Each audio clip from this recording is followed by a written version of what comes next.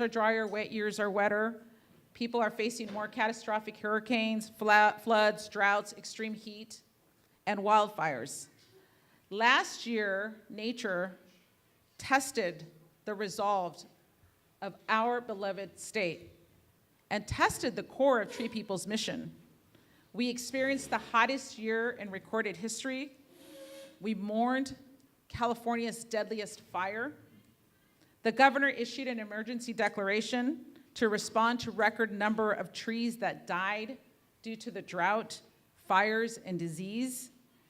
And our research has shown the serious emerging public health threat from a lack of enough trees, extreme heat, pollution, and communities truly being climate resilient. The fires here at Woolsey tested us to our core. Our board chair's son lost his house.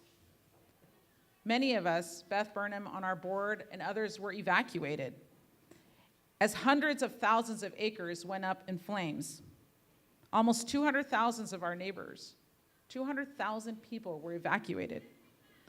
Fortunately, partners, and many partners here in this room, empowered us to be ready to do more. With the support of Boeing, which you will hear more of today, we launched Forest Aid, which prepared us to be immediately able to respond. Our restoration work has provided a little bit of a silver lining for residents and businesses and land managers that are working in our most fire-impacted areas. And so we are determined to continue to bring people together, to do more, because we have to do more to save property, wildlife, and human lives. I moved from being assistant general manager at the Los Angeles Department of Water and Power. I served as a city council member and mayor of my own town, and I'd served in the legislature prior to that. And I moved to become CEO of Tree People, because I realized that at this moment in human history, there is nothing more important than for us to figure out how we address the urgent threats from the changing climate, inequity, and unsustainable development. We only get one planet, and we all only get one life. So we brought everybody here together so that we can together figure out how much time, passion, commitment, and our talents are we willing to invest into ensuring that Los Angeles, the region, and communities throughout the world are protected from the changing climate. So we do have a lot of work ahead of us, but fortunately, each one of you exists, and there's still time to act. So I'd like to introduce Andy Lipkis, who is our founder. Andy started Tree People 1973. So we have been around for 46 years. And as many of you know, I mean, Andy has really been a just tremendous visionary and provided a lot of leadership in making sure that we bring agencies together, the communities together, CBOs and other partners to address, again, the world's most pressing problems. So with that, I'd like to introduce Andy.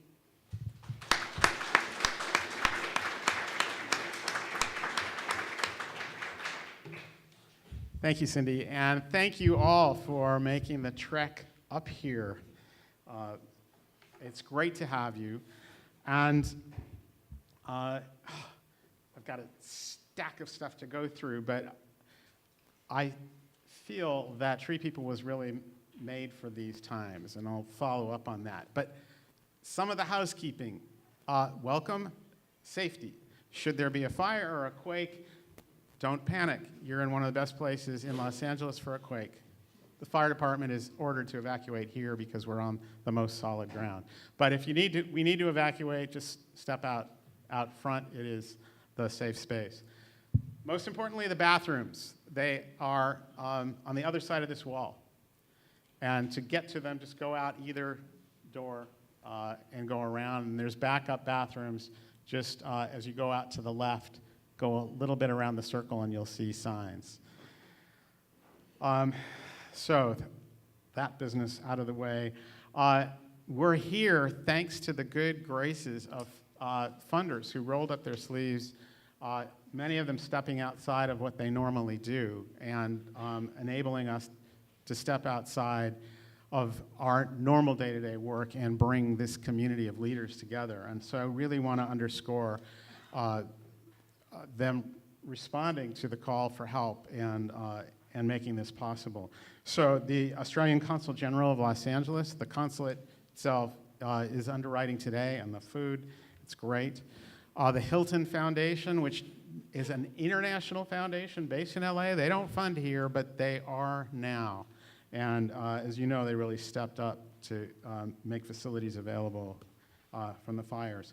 The Rockefeller 100 Resilient Cities program, because Los Angeles is one of those cities, and these are exactly the issues that they're working on. They're helping. The people and the company of Disney, the people and the employees of Boeing and the company of Boeing who've stepped forward, and both of these companies have had people volunteering for Tree People for 45 years, and the employees giving out of their own pockets and the company following them. The California Fire Safe Council, those are our funders. Also co-sponsors, LA County Supervisor Sheila Kuehl's office, Ventura County Supervisor Linda Parks, the American Planning Association, and the Las Virgenes Municipal Water District. Thank you all. So this day is a special day just for policymakers.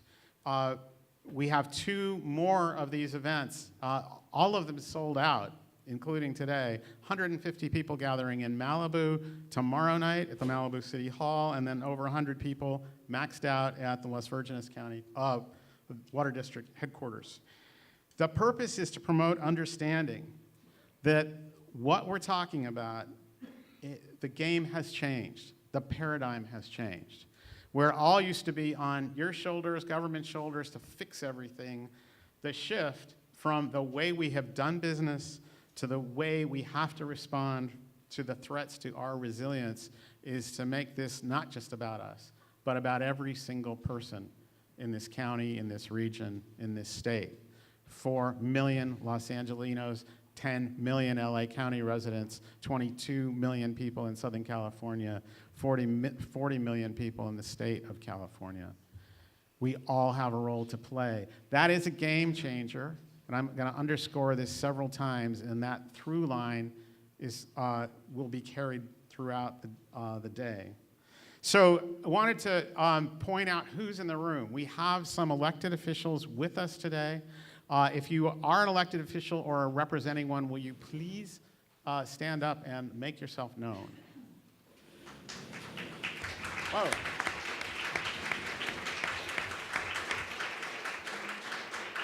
Wow. You should, who do we have from County Supervisor's Office?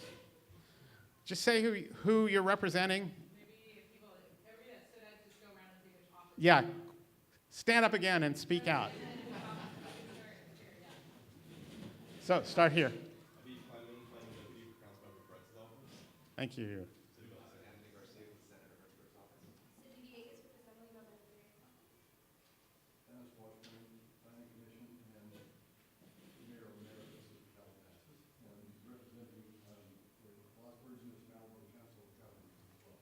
Great.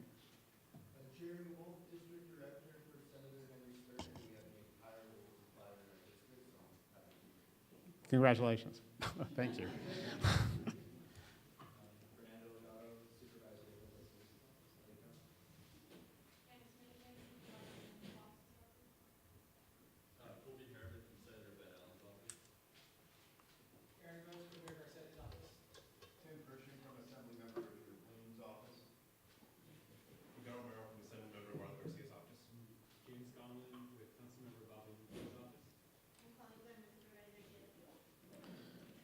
And you're not. Okay, thank you. So we have people in the room represent the federal level, the state level, county, Ventura and LA, and Orange County, and city. So if you are a Fed, please raise your hand. Great, thank you. Look around, raise them high, because this is for everybody, not just me. Thanks. If you are working from the state, And I wish we could name all the agencies. Thank you for coming. Some came in from Sacramento for today. County, Ventura, all around here. LA County, Orange County. This is great. Cities. So we got Los Angeles. There is a list of all of these, but it's all online. But so we want to know. Anyhow, it is really an honor, and I think on behalf of the people of the state and the region, thank you for being here. So why tree people? Why here? This facility used to be the Mountain Fire Patrol headquarters for the whole city of Los Angeles, built in 1920. And we tree people inherited it when the fire department moved out. But the really core of what, so like all city fire, brush fire operations came out of here on horseback. And then in Model T trucks. And ultimately, when the city grew and we got helicopters, it was moved, and tree people got to move in here, but some of that DNA is here. Our mission is to inspire, engage, and support the people of Greater Los Angeles to take personal responsibility for this environment and participate in making it safe, healthy, fun, resilient, and sustainable, and to share our process with others around the world to help lift up everyone. That's our mission. So that aims us uniquely at community resilience, preparedness for drought, floods, fire, even quake. We have in our past organizing community-based, we did crowdsource the community to do flood disaster relief in 1978 and 1980, right out of this operation. 3,000 volunteers saved 1,200 homes. And that's the spirit that we're talking about. So 18 months ago, then Secretary of California Natural Resources Agency declared that the infrastructure in this state had been built for a different climate than we now have, and that the state and infrastructure is no longer able to protect the public health and safety and the economy. The question is, what are we going to do about it? We're seeing evidence of that from all over, and we need to move fast. We can't build hard infrastructure, but we have the infrastructure of humans and community, and that, again, is what we're here for. Australia faced these threats and other climate threats over 15 years ago. They've been experiencing severe and extreme climate ahead of us. The Australian people are most like Californians than anyone else in the world. Culturally, the arts, in all kinds of ways, lifestyles. Their solutions they've developed are the most relevant.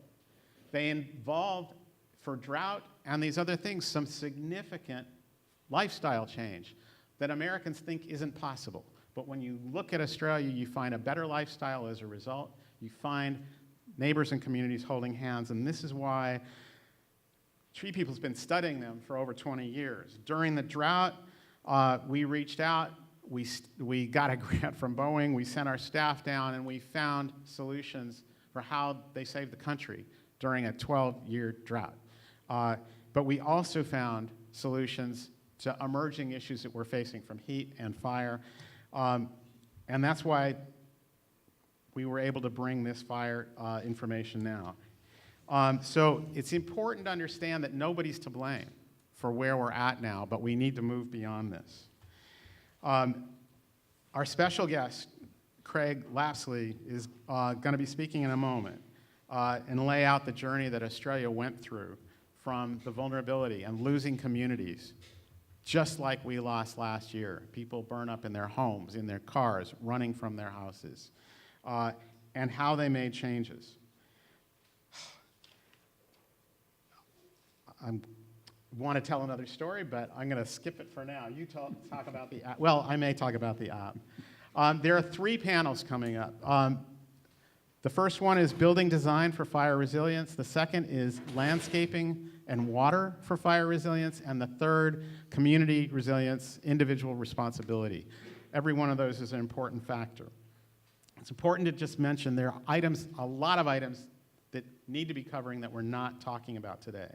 The focus is not during the fire, but on preparation. We're not going to get into excessive clearance, though we're not encouraging excessive clearance. We're not going to be talking about fire gels, foams, prescribed burns, Edison's, public safety, power shutoff. Those are all things for further debate. It's now my pleasure to introduce and the Honorable Consul General of Australia, Chelsea Martin, who's become a friend of Tree People over the years. Ms. Martin was appointed Australian Consul General in LA November 2015. She has a significant experience in the United States, having previously served as counselor political to the Australian Permanent Mission to the United Nations in New York from 2011 to 2014, and counselor in public affairs, the Australian Embassy in Washington from 2006 to 2009. In Canberra, the Australian capital, Ms. Martin most recently served as the director of the Ministerial and Executive Liaison section in 2015, and she has previously served as director of the Thailand, Philippines, and Cambodia section, and deputy chief of protocol, and director of the Diplomatic and Consular Accreditation section. She's got significant experience working in public affairs, economic diplomacy, including DFATS, that's Department of Foreign Affairs, anyhow, media section, trade advisory, advocacy, outreach section. She was seconded in the Department of Prime Minister, the Cabinet, and Senior Advisor, Global and Regional Architecture. You can see why she's perfect for this work here. Prior to joining the Department of Foreign Affairs, Ms. Martin worked as a political journalist with the Australian Financial Review. She holds a Bachelor of Arts from the Australian National University. Come up and say a few words. Thank you, Andy. That was a little bit embarrassing. I'll try and keep it short because I think we want to move to the main game. But I just wanted to say thank you so much to Andy and to Cindy and to the whole team at Tree People. It's fantastic being out here at this campus. It always actually reminds me of being back in Australia, surrounded by the eucalypts, and I'm sure you felt the same, Craig, when you got here. But Andy's touched on the work that Tree People do to really engage and support people to care for the environment. But what he didn't delve into quite as much is what he's done to bring together the people of California and Australia. It's impossible to overstate the impact that they've had in terms of bringing us together to look at the shared challenges we have. Australians often speak of the mateship that we have with Americans. So, Craig, you'll know what that means. For us, it means a bond of friendship. It's a unique and enduring bond that we've forged over many centuries, but really it's about our shared values. And one of those is about supporting each other through times of crisis and times of challenge and passing on lessons learned, much as we're going to do today and over the course of this week while Craig is here. One of those shared challenges over the years, though, that we've worked for a long time, particularly with Andy and his team on, is around drought and water management. Australia is the world's driest inhabited continent, and as Andy mentioned, between 1997 and 2010, we faced what was called the Millennium Drought. And it taught us some really, really tough lessons. Thankfully, we emerged stronger and more water resilient, and I really commend Tree People for the study tours and the work that they did in terms of bringing experts and having exchanges where we were really able to transfer some of those lessons to California. As I'm sure we'll hear today, drought and wildfires are closely intertwined. So I'm really pleased that this is now a new area where we can collaborate on, and I think it's something that will continue over the years. Tragically, we've all had too many stark reminders that wildfires are a challenge for both of our countries still. And of course, we were all very saddened by the lives lost during last year's fires right here on the doorstep. So I really wanted to acknowledge the sacrifices of the firefighters who paid the ultimate price while keeping our communities here in Los Angeles and surrounds safe.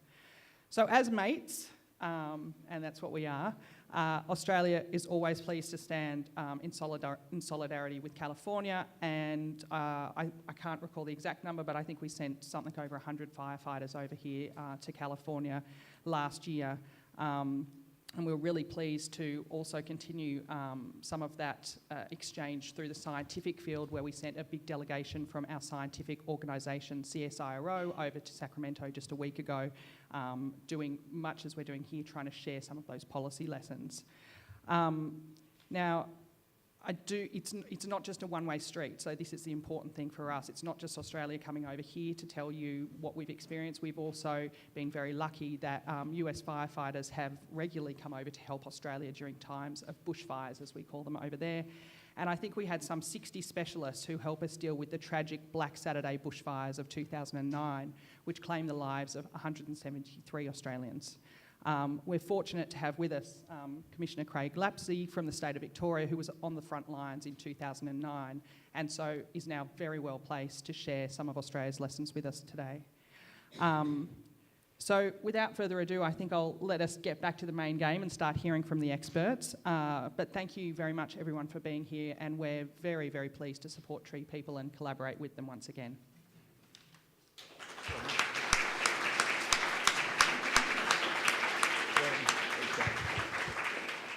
It is truly an honor to be able to have this level of official collaboration and mateship, friendship, that really is what keeps us safe. I'm about to bring up Craig and the panel. So why don't the panel come on up? What's that? Oh, that's right. Forget about it, panel. Stay put. It's just Craig first. Can you bring up the two slides? What we learned from Australia caused us to do this. This is a 218,000-gallon cistern, and it's 20 feet behind you. During the drought, when the drought started, it was empty. We got 4 inches of rain in January 2014. Next slide. In May, we had a red flag alert. It was 105 degrees here, and this special fire truck showed up, code 3. And I ran out. Deb and I were sitting here meeting, and I ran out and said, "What's up?" And they said, "We heard you had water." That truck's job is to fill the helicopters. That's it. We had enough water right here to fill 250 helicopters at the helispot right across the street. I said, "We've got water, come and get it." And they called other engine companies and started rehearsing what it would take to get that water immediately to the helispot. Why? Because that's the difference between whether canyons, homes, make it or not, is whether those helicopters can have their water. We learned that model from Australia. We built it here. It doesn't get ingrained in the system, but it's here as its resilience. So, thank you again. And Craig, I don't know how much you want. I've been going way over. He is one of the most experienced, capable, credible leaders in Australia emergency management, just recently retired. But after those fires, he built and helped the whole state of Victoria, which it's where Melbourne, 4 million people are, and the rest of the state, 6 million people. Turned them from vulnerable like we are to much, much more prepared. And I can only underscore that paradigm shift that he ushered in. He and his team created an app called Vic Emergency.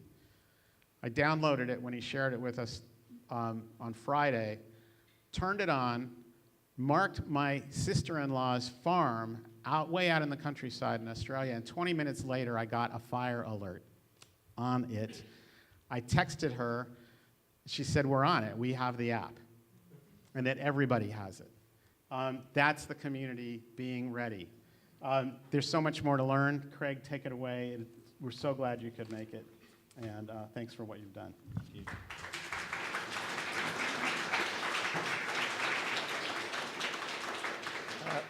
Good morning, and what a great opportunity to share, and it is share, and learn about where you've been. To everyone that's already spoken, congratulations, because I feel, and Cindy's not here, but the absolute momentum about what are the challenges ahead of us. And the challenges ahead of us are exactly the same, as Chelsea said, in Australia, what they are here. And when I first got appointed 8 years ago as the Commissioner, one of the things I needed to do, and I was appointed after a Royal Commission, and I'll explain that in a moment, a Royal Commission which was put to look at and analyse the fires of 2009. And I knew I had to go somewhere to learn. And do you know where I went? I come to America, and I made great friends in California. So California State, some of the fire department chiefs, LA City, the Resilience office of LA City has been fantastic to us. And we've just wandered along every year for the last 8 years. I come in for probably 2 or 3 weeks, brought different players in out of my team to just share and understand that we've got something that we are both challenged with in the same ways. Climate, drought, climate change in itself, growth in communities, community expectations, technology, innovation, generational change, and it goes on. There's a whole list of things that challenge us all. Now today, I'll take you through, in a very short period, because I know Deb's going to hold me on time, a series of slides of what hopefully I can do in 20 minutes or so about a story of 2009, and that's 10 years ago. And we've just celebrated, if celebrate's the right word, to acknowledge 10 years on from fires that we saw death and injury, we saw destruction. From the destruction we saw displacement of communities, dispersal of communities. And those words I've just talked about resonate still today, and we've still got some people that haven't rebuilt 10 years on. Some people that will never go back to those communities. They left the day of the fires or the morning after, and they have never gone back. That's how traumatic it is. And fire, as I've written there, bushfire takes away your control. A flood, the water will come and go, the wind will come and deal with a storm. That bushfire takes away your control. It takes away everything in some instances of what you're about as a person and as a family. So it's got significant trauma involved. Thank you. Now, explain Victoria quickly. Victoria is a small state, one of there's states and territories in Victoria, and it is the most southern state on the mainland. Tasmania is a small island to the south of it. And I say that because I'll give you the example of why it's so bushfire prone. So from there, we see extreme temperatures, and later on I'll explain how hot it can get. We see low humidities, we see wind that travel across the mainland of Australia. So it travels from the centre of Australia into Victoria, so it enters Victoria as a dry wind. A very hot wind, and with wind speeds that are quite significant. Then we've got what we call the southwest change. So what will happen on a bad fire day is the wind will be from the northwest, and in the afternoon or late in the day it will turn around to the southwest, and we'll see a wind change over fires that sees the fire spread dramatically after the wind change. And traditionally we lose more land, we lose more property, and we've had a bigger impact on loss of life after the wind change. It's a very unpredictable wind change. Now, I'm not sure that's quite the same as your wind scenarios, but I've listened to the way in which your winds operate, and the Santa Ana winds and all of those, of how they play out. So the wind in itself, wind speed and direction, on top of hot days, and dry fuels, are quite critical. So those red marks on that map are the fires of 2009 that all occurred in one afternoon. Now, death in Victoria. So bushfire has been responsible in the stats for over 800 deaths across Australia. Victoria has had its fair share. Over 2/3 of those, so 506, are in Victoria, and the majority of the 506 are on 8 days. They are very significant days in history. Go right back into the 1920s, 1926, 1939, 1944, and it comes through to right up to 2009. Now, out of that, you can see the highest death rate was in 2009 with 173 people that perished on that afternoon. And the stats also show that 50% of those have died close to bushland, close to forest. Now that doesn't mean we need to cut everything down, and I'll take you through that, but we need to manage fire intensity. And I often talk about fire intensity. Fire intensity, if you understand intensity of fire, it is the key factor. So we need to understand how to reduce intensity and manage intensity, or if we can't, have plans in place not to be there. If death is one of the key losses of fire, primacy of life, and I'll talk about that later, has to be a key priority.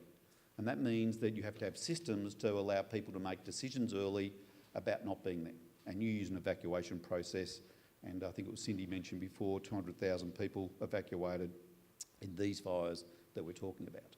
So movement of people, it doesn't mean we have to have concrete backyards, it doesn't mean we have to have policies that don't allow us to love the environment we live in, but there's a systems approach to make sure that all of these things together are the system.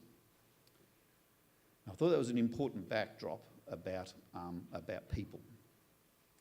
Now Australia. So Victoria is the most southern state, this state here.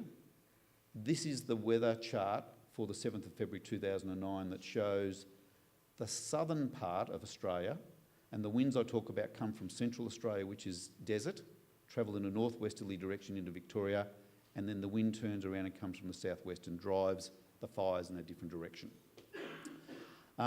Running into 2009, 10 plus years of drought, and I mean drought. Drought, there was no water. So you think about running into a bad fire season, and in a fire tactical and operational sense, there's limited water. So the helitacs in the sky travel a lot further to pick water up. As far as tactical operations on the ground, water had to be thought through. So if water was being planned to put tanks in place, to supplement water supplies, and you talked about Andy as an example of how we did that in so many places. There was a lot of money put into drought-proofing Victoria, but we still had no water.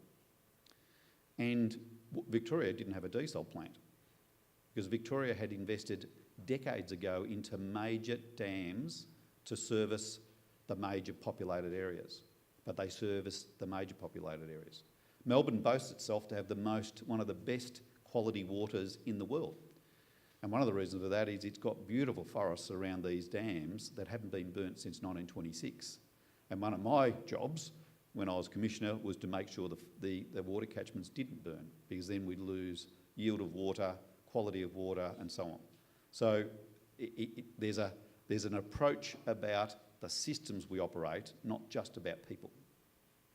Down the bottom, and you may not see it from up the back, but the temperatures on that day was the top temperature I think was 47.8 degrees, which equates to 118 degrees Fahrenheit. Now, that was a couple of days, but that in particular. And you get down to relative humidities that are basically zero, so the air is dry, like dry. And people woke up that morning knowing the day was a day that was different. We were told, Victorians, all that week that it was going to be a day that was different. Interesting, the night before, and I sat on my back deck at home and thought, has the Bureau of Meteorology got this wrong? Because it was quite a cool night, the Friday night running into Saturday. But by 3 o'clock in the morning, 3 a.m. Saturday morning, you knew it was there. The wind was up, it was dry, and it was hot at 3 a.m. in the morning. So the day had started. And wind speeds were 100 plus kilometres, which is 80 kilometre winds. 88 miles per hour, I forget this right, 148 kilometres. I've done a bit of conversions, amazing what Google could do to get me right. So in that sense, it was a day. It was a day to be noted. However, it had also been a number of weeks of hot weather, and if you note there, simple line, we had a heat wave run through mid-January into February. 374 people lost their lives. 373 of those were over the age of 65, and one was an infant. And then we had the 9th of February, 173 people die. The coroner's office was certainly working hard. Now, from that, one comment about heat. 4 weeks later, it was reported in the two major papers. The Age is one of the major papers in Melbourne, with an article that big. In the Herald Sun, the other paper, the article was slightly bigger. Heatwave was not understood by the community, our community, and had not been felt before of any great extent. So this was the first time on record that we had recorded a death rate of 374 people over a couple of days. So it was on the 29th of January right through to about the 3rd of February. And we saw increased rates. So this is, you can talk about bushfire, but we need to understand what extreme heat does in the environment, and then add the winds on top of it, and you have a fire day. So we'd had extreme weather for weeks. Extreme weather. We hadn't had the wind, and the 7th of February was where the winds came and took it to be a critical fire day. 400 fires reported across the state. Most of those were suppressed. So fire activities, fire authorities did very well against very, very difficult conditions, exceptionally well. Now, out of those, I guarantee it was never reported in the papers how well the suppression was done on 370, 80 fires. It would have been, I know, it was reported. And here's one of the, Kate just brought this in out of Black Saturday paper, goes page after page of the destruction of what occurred. Destruction, but nowhere is it written about the success of 385 fires that were suppressed. That's okay, that's the way media operates, but it needs to be said that we weren't beaten in every corner on every fire. We were able to be successful, but will be measured by death and destruction by the one or two that we don't, and rightly so. And also, when you get to these fires, they test the systems, and I'll talk about the systems in a moment. Building systems, road systems, suppression systems, communication systems, technology systems. It's about systems, and that's been my last 8 years, is to build systems. From there, fires were erratic, unpredictable, uncontrollable, and it goes on. Embers were spotting tens of kilometres ahead, 20 miles ahead was spotting activities of embers, and not only embers, but small parts of trees were falling in people's backyards. So it was airborne debris that were seen as embers. People think of embers to be very small leaf-type embers. These were parcels of trees that were mobile in the sky.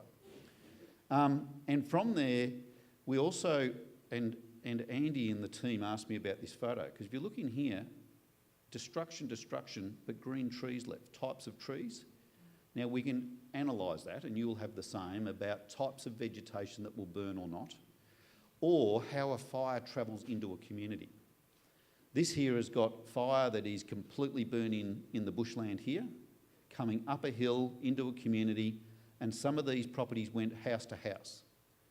Some of these properties were burnt from embers coming in before the fire. Some of them were burnt because the gas cylinders had vented, so where they were not on reticulated gas, and the gas cylinders did exactly what they were designed to do, vent off but catch light, and they are the blowtorch that burns the fence or the next house. Or the fence is the bit that burns into the house. So these were house-to-house, property-to-property losses, and I think you've had that. I think I drove your fires, or part of your fires on Saturday, just to get a feel for it, and I think I could see where there was property-to-property loss of houses, sheds or outbuildings. And also, that comes in to start to analyse, well, what is it? So what's this issue about gas cylinders? What's this issue about the types of fences or the vegetation in your backyard, or what I call housekeeping, the trampoline that's left out? I might have the best system, but all of a sudden something will break that system. And I'll talk a little bit about some of those things in a moment. The day itself, numbers again, 173 people, physical injuries. Interesting, we expected to see more injury. It was one of those days you either made it or you didn't, which is a hard thing to say, but that's a fact.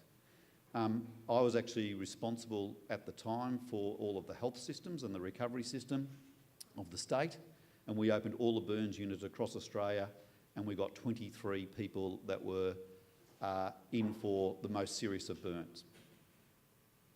You either made it or you didn't. The trauma, though, of those that dodged the fire and the decisions of how to get out and the journeys that they travelled are also not captured in these stats. The trauma that is involved with our communities is very, very, very deep and will be there for life. It goes on then about community buildings, vehicles, agriculture, animals, livestock, fencing. So it had a big impact on the economics. Had a big impact on agricultural farming. It had a big impact on plantation and natural forests. And some significant scars that these forests are not growing back. To have intensity of this type of fire is so destructive to the types of forests that we should be protecting. That was the impact. I now talk about the consequences. So what are the consequences? I can give you a story of a lady about a week into the fire who pulled me up and she said, Craig, I live in a house in a street of 16 houses. 14 were burnt down, 2 are left, and I'm in one of those that were left. So he said, my kids play in the street every night. They go to school with those kids in those other houses, walk to school, walk home, very close neighbourhood.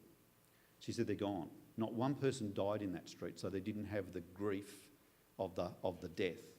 But the whole network had gone.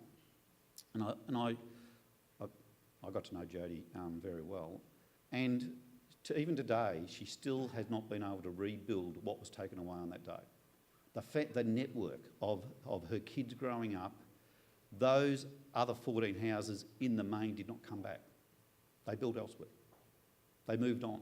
They went to a different school. They travelled a different way to jobs and they didn't fit into that community. So the consequences were quite significant.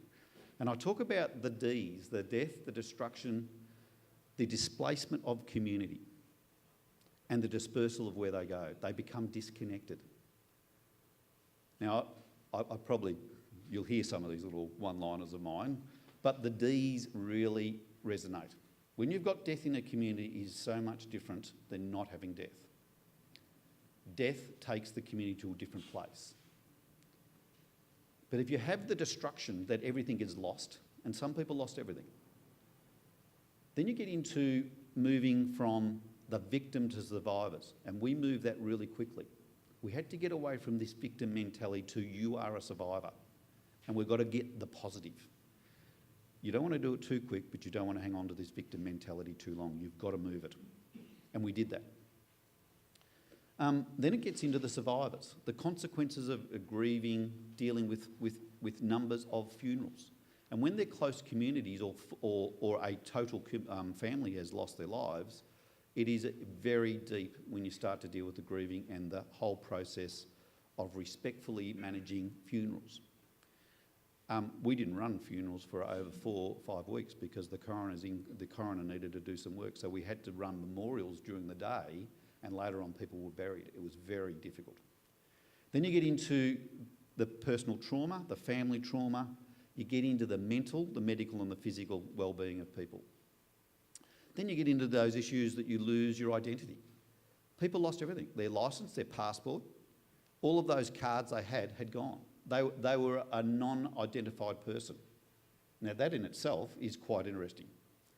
It's very deep. Now I'm going to go close. I'm not looking at Deb again.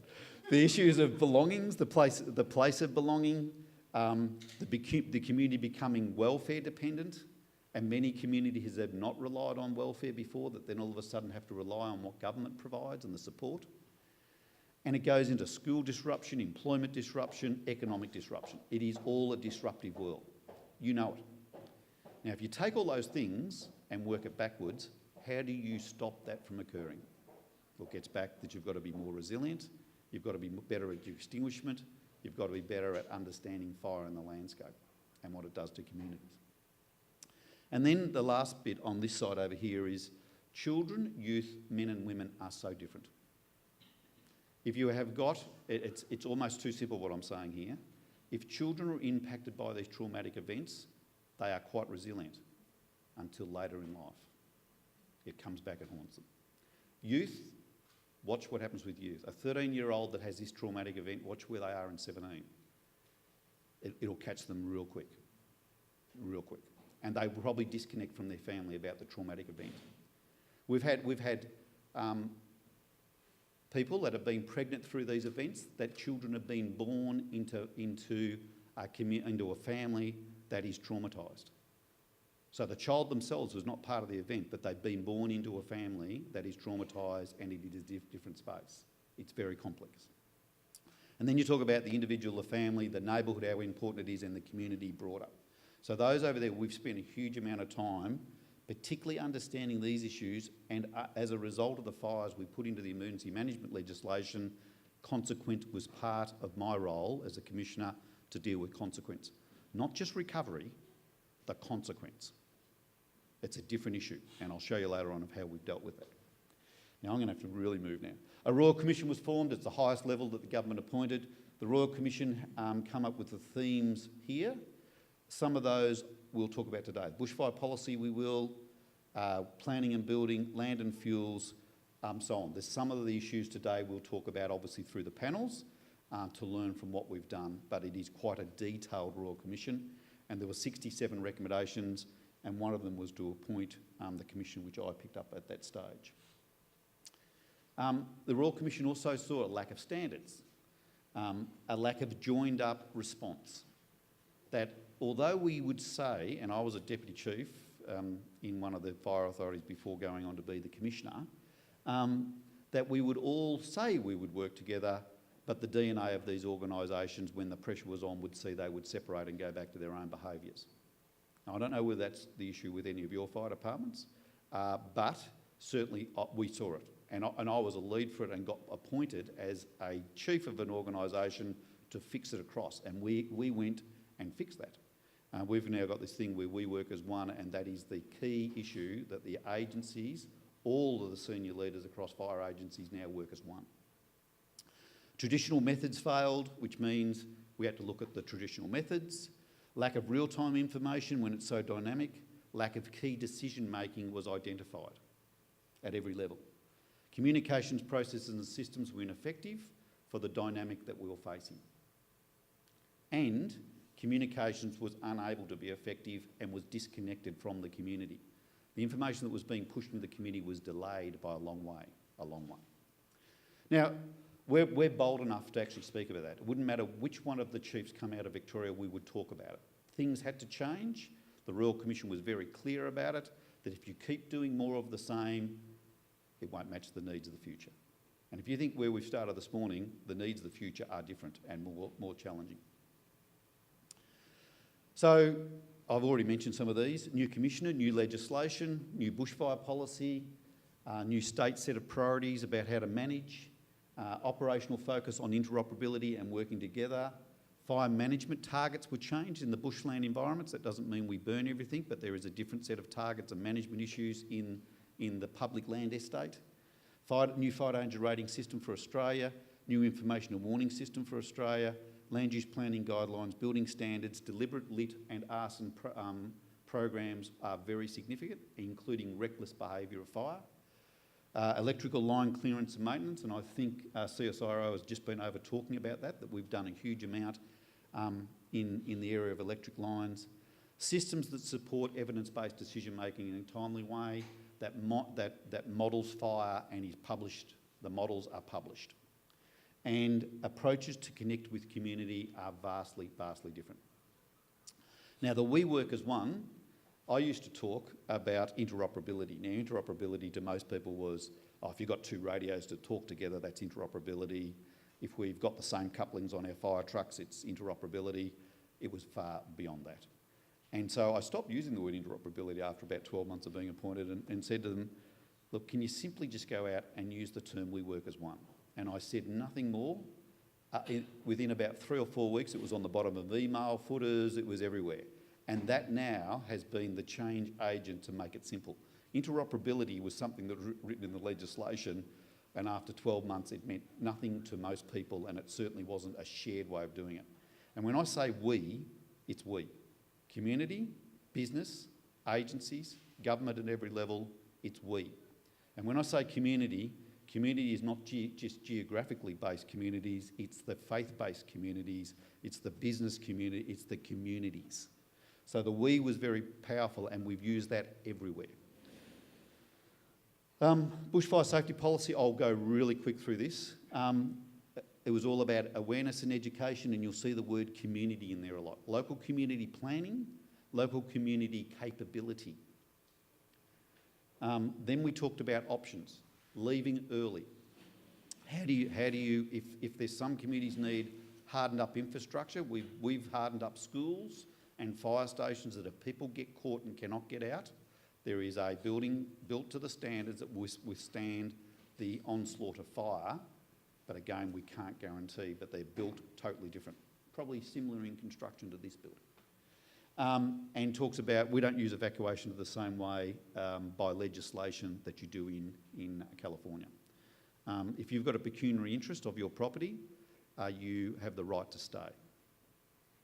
Think about that. There's a different set of policy that we deal with. So it is different. And I've watched that in California about the way in which you deal with evacuation, how we've got a warning system that pushes people to make decisions early about them not being there without us having to evacuate in an authoritative way. Fire danger rating system, a new system. The simple thing of this, these three here in the old system were one called very high. So on 2009 we had one part of the fire danger rating system that was everything that was from the hot day, the hot windy day, to this catastrophic day. For Australia, we've now got this system that shows these three in particular can be described, and you can't see the words here, but the rating system has been built with science behind it. This is the description of what the fire will do and what actions people should take. And this is the issue about fuel reduction and how successful it probably would be at those ratings. So we've built the fire danger rating system understanding building design, building in the landscape and the landscape. Now, scientifically that was quite challenging, but we did it. In here, it also advises the messages. If you get into here, it talks about homes that are situated and constructed or modified to withstand a bushfire that are well prepared and actively defend may provide safety. Now, if we've written that attached to extreme, think of the message that's going out early before the fire's even started. You need to think about this. We're in extreme, and if you're not actively able to defend a building that's sited and constructed correctly, don't be there. So this is how we compensate for the evacuation part. We start to empower information into community that they're not there. Or if they're there, they're making a very conscious decision about why they are there. Down here, in code red, the worst conditions for a bush or grass fire. Homes are not designed or constructed to withstand fire in these conditions. Pretty straightforward. If you're in the code red area, now in our modelling, that happens once every 2 or 3 years, we're already telling you not to be there. So people make decisions on the night before or the morning of to go, I'm not going to be here. And I'm taking Percy the alpaca and Eric the horse with me as well. I'm going to make decisions about what it means. And I'm not going to have the kids at school. The kids are coming with me as a family. The district nurse will not be providing in-home care on that day. So the person that receives that has to have a plan about it. So we've designed, through the fire danger rating system, in a description there about what people should or shouldn't do, scientifically done. Now, we're reviewing that now. That's a current piece of work that will take 2.5 years further ahead of us to review, because we want to make sure that it's also matching the conditions of what we've done. Now, you think about it. If I build a house today, I'm going to build to new standards. If my parents built it 40, 50 years ago, they built it to the standards of the day, and things have changed. So I'll try and move through this, but I just wanted to dwell on that because that underpins a whole heap of other things in the direction of where we go. Bushfire risk and buildings. Up the top there, we've acknowledged that bushfire risk is about building material and constructions, managing site vegetation, clearing defendable space, and managing the property, or what I call housekeeping. Now, I know I'm over time. If I just stop for a sec and go forward. So 2009, we rebuilt these things after 2009. We had a fire in 2014 on a coastal village that we burnt over 160 houses down. All the people had moved out. And then we went in and made sure that any of those that stayed, why they stayed. And if they had no purpose to stay, they were asked to move on as well. So that was more of the evacuation style. Out of the 168 houses that lost, 8 of them were built to new standards. These new standards here, what they call BEL, bushfire attack level. Out of the 8 of them that withstood the fire, 4 of them burnt. Everyone went shock horror. We've got new standards, we've built to new standards, and we still lost 4 of those houses. So 50% of the new building stock got lost in this small village. Now, I'll just stop and I'll explain why that in a moment. In here, how we build to the bushfire attack level is about ember attack, radiant heat and direct flame. Over here you can't see, but there's different BEL levels, and they've been put together on a heat flux exposure threshold. So it's science again telling us what will be the impact of heat or direct flame onto these buildings. Down here, what they call BEL Flame Z, FZ, Flame Z, means you're building a house to withstand fire. It's being built where fire will attack the house. Now, so it's been positioned probably on the top of a hill in a forested area, and it's been built at an extra cost with extra materials, different design features. There's not that many of them, but they are there. So we're still saying you can build in there, but you're building to a totally different level, but you still need to understand these things. Back in here, they are at a lower level, and these are professionally done by building surveyors and fire department representatives that assess the building, the siting of the building and design of the building, and are signed off in planning approval and building approval. So new buildings are being built to a different standard. Double glazing glass, different styles of roofs. Now think, one of the things that happened in 2009, the winds were so strong, a number of the roofs lifted up and the fire entered the buildings because the roof had become unattached or partly unattached. So roofing materials and how roofs are secured to the buildings is a big part of this level of building. So it's about wind impact and fire impact. Otherwise you can blow the place apart. It's the 3 pigs, isn't it? I'm going to build a house out of straw, I'm going to build the house out of wood, or I'm going to build the house out of something, out of brick. It is almost, I could probably give you the 3 pig story.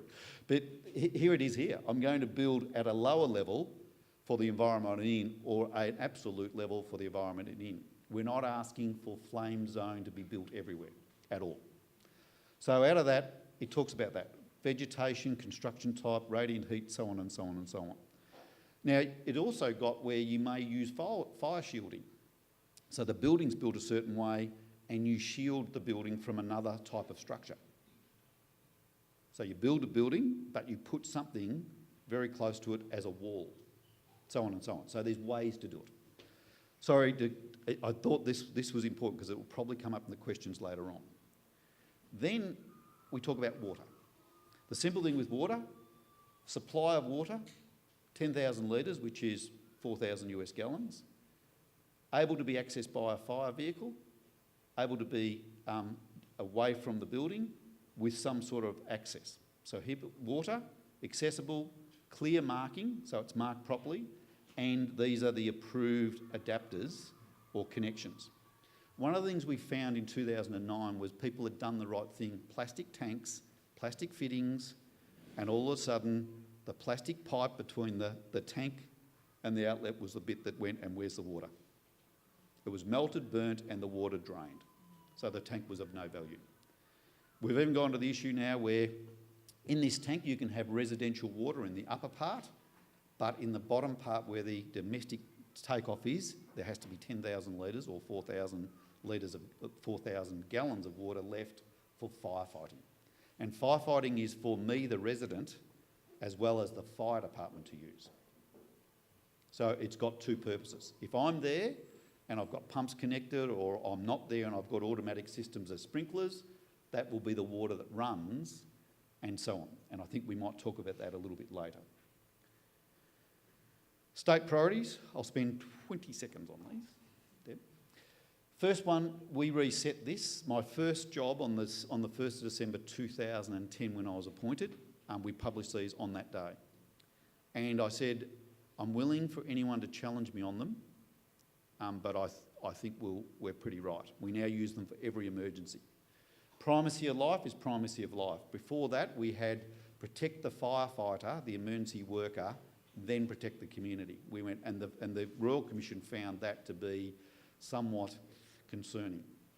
The philosophy was right. The execution and the way it was probably not. The philosophy of protecting a firefighter so they can protect you, but we know in these environments that you won't get a fire truck to every letterbox and you won't have enough firefighters to do it. So it was about primacy of life.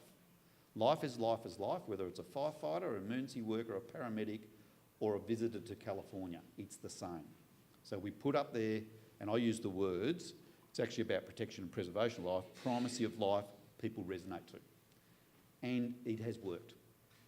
And I say to them, primacy of life or community-centric understanding is where we start, and that's where we finish. Everything, if you're not doing it for the community, ask yourself why you're doing it. Second thing is issuing information to allow community members to make decisions about their safety. Now, whether that's in the early stage to say you need to plan different, build different, giving information to make good decisions. If it's about the day before the bad weather day, give them information. If it's on the day, give them information. Now, Andy described about our app is one of those things. And then the rest are protection of critical infrastructure, residential property, assets and environment. Now, I've just gone really quick over them. These two are non-negotiable to anyone that is in any management position. Everything is about primacy of life and being transparent about information. And the rest of it comes on. Because sometimes there might be none of the critical infrastructure to protect, it might be all about protecting the environment. So they aren't numbered. They simply are, the top two are, in my mind, non-negotiable no matter what we do, and the other four can be stacked up in any order they need to be. Better decision making. For too long it's been hierarchical. We were too hierarchical from the authorities. So we turned that around and said, no, everyone needs information. Better information means you'll make better decisions. Better decisions mean you'll have a better outcome and you'll have a safer community. And we've used that, and it has changed the place. It's changed the chief information officers about data. It's got to be information. It's got to be usable. We're so good at data. We're so good at having so much data but not sharing it. We're so good at presenting data that people do not understand. So it's got to be information. I looked not so long ago at the Environment Protection's website about air quality data, and you needed a degree in every aspect to be able to work it through. It just wasn't simple enough for people to understand. And you know, if you go there once, you're not going to go back unless it's useful. And in this day and age of just-in-time information, and we make it all time from the device in our hand, we need to have it in a way that can be used. Now, we also did a lot of work with Massachusetts Institute about decision-making. So how do I make decisions? I need a map. How does Deborah make decisions? No, Deborah needs 800 words to read it and understand it, and a map means nothing to her. Or I need a map and photos, or I need a map and then I need words. So we went through all of that about decision-making of how to present this information to make a decision. And the best way to do it is from the community in backwards. Because if you do it from an incident controller or a planning officer's view, they'll give you that. Start with the community and work out what they're going to consume this. How do you bring that back? So then if I'm a controller or I'm a planning person responsible for planning, I need to present it in the way that the community will use it. Warning system, I won't go there, but it's simple. 3 levels. There is an evacuation level, but we work our ways up where we give advice on the consequence of closing these roads. What's the consequence of evacuating this community? What's the consequence of not having power in this community?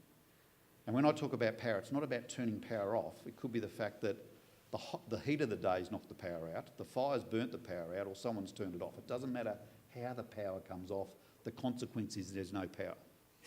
And there's quite different if there's no power for 2 hours than what it is 72 hours or 7 days. They are quite different in a health sense, in a community sense.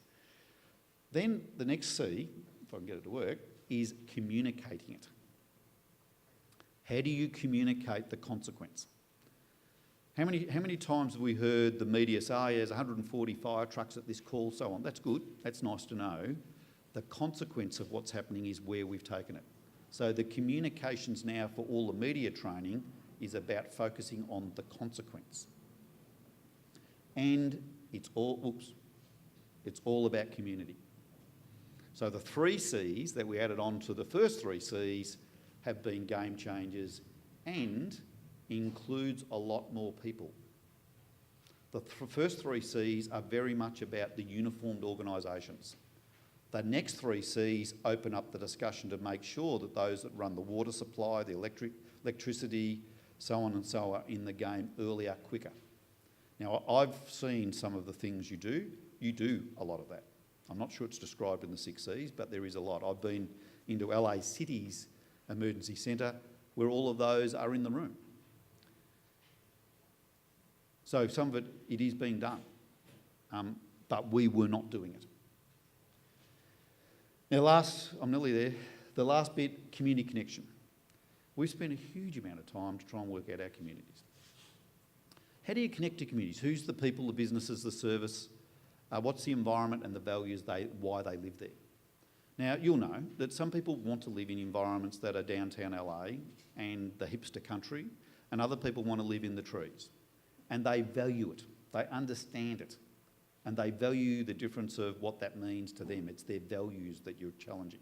So the values of people and the support that they've got are really important. The bit that we have spent a lot of time on is down the bottom. Who are the trusted networks in the community, or here they are here, and who are the trusted leaders? So the trusted networks in a community is who? The business, the sport and recreation, the clubs. They're there. They're well structured, you can go and find them. But who's the trusted leaders?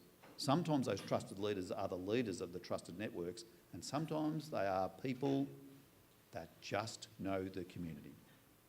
And they're good-hearted people that know the community. And the bit we kept getting criticised of, and we had to change it, was we were managing fires, and every time in the meetings afterwards, you showed no respect to local knowledge. You didn't listen to us. You didn't listen to the values of what we're about. And we used to get so much disharmony, frustration back from communities because we didn't listen. And this is why the 6 C's are important about communicating and community about why we've gone here. They are there. And you know what? They're so willing to help you. And quite often they see when we're in the command control role that they are pushed out of the discussion and not involved. So in the incident management teams now, we've got community people that go looking for these people. We've got structures to connect to the community. Do we do it perfectly every time? No, we don't. But are we better than we've ever been? Absolutely. And we'll keep getting better at this. So the community-centric stuff is so important. And you know what? It's not actually hard. It's easy to forget, but it's not actually hard to do. And the last bit, Deb's completely given up on trying to get me on time, is this model about, and we'll talk quickly, we'll talk about this after lunch, so don't get worried at all. We come back to this slide about the well-being of the community, the well-being, the livability of the community. Just those two alone in an emergency are critical. The mental health, the physical health, the medical health. How often do you see people that leave home that haven't got their prescription medication with them, they haven't got their prescription glasses with them, and they haven't got the prescription hearing aid with them? How do you reckon they go after not so long? They don't go very well at all because their normal life is actually challenged. Their functionality is challenged. So in here we talk about this mental, medical and physical health. Then the livability bit is the lifelines. Water, electricity, telecommunications, sewage. If they failed and they're not there, have a guess what? They impact here. If you've got above ground sewage, the next problem is your well-being, is your health. If you haven't got power and you rely on power for some medication, you've got a problem, and it goes on. So they actually compound. Sustainability is about microeconomics, getting the businesses back together and local fabric, and viability is the macroeconomics, which is a longer haul. We've brought that in over the last couple of years, worked extremely well, and we'll talk about this afternoon in the panel. So, last thing, our journey was simple. We used to be single agencies. And we were so proud to be single agencies. We were very proud of who we were and what we were. Environment protection was by themselves, the water authorities were by themselves, fire authorities were off doing their thing, and we said enough's enough. So, we went to this network of emergency services. The network of emergency service was very much the red and blue light brigades, those in uniforms, and we brought them together to work better together. And we got them solid. Police, ambulance, fire, better together. And the leaders all the chiefs would meet, all the chiefs, at 7:30 on a Monday morning, every Monday morning, whilst I was a commissioner. And I wouldn't let them out of the room. They'd all come in for 30 minutes, we'd have the chat, and we would keep the place running. And that was about visual leadership, that we were together, as well as tactical and operational stuff. The challenge, though, is this movement here.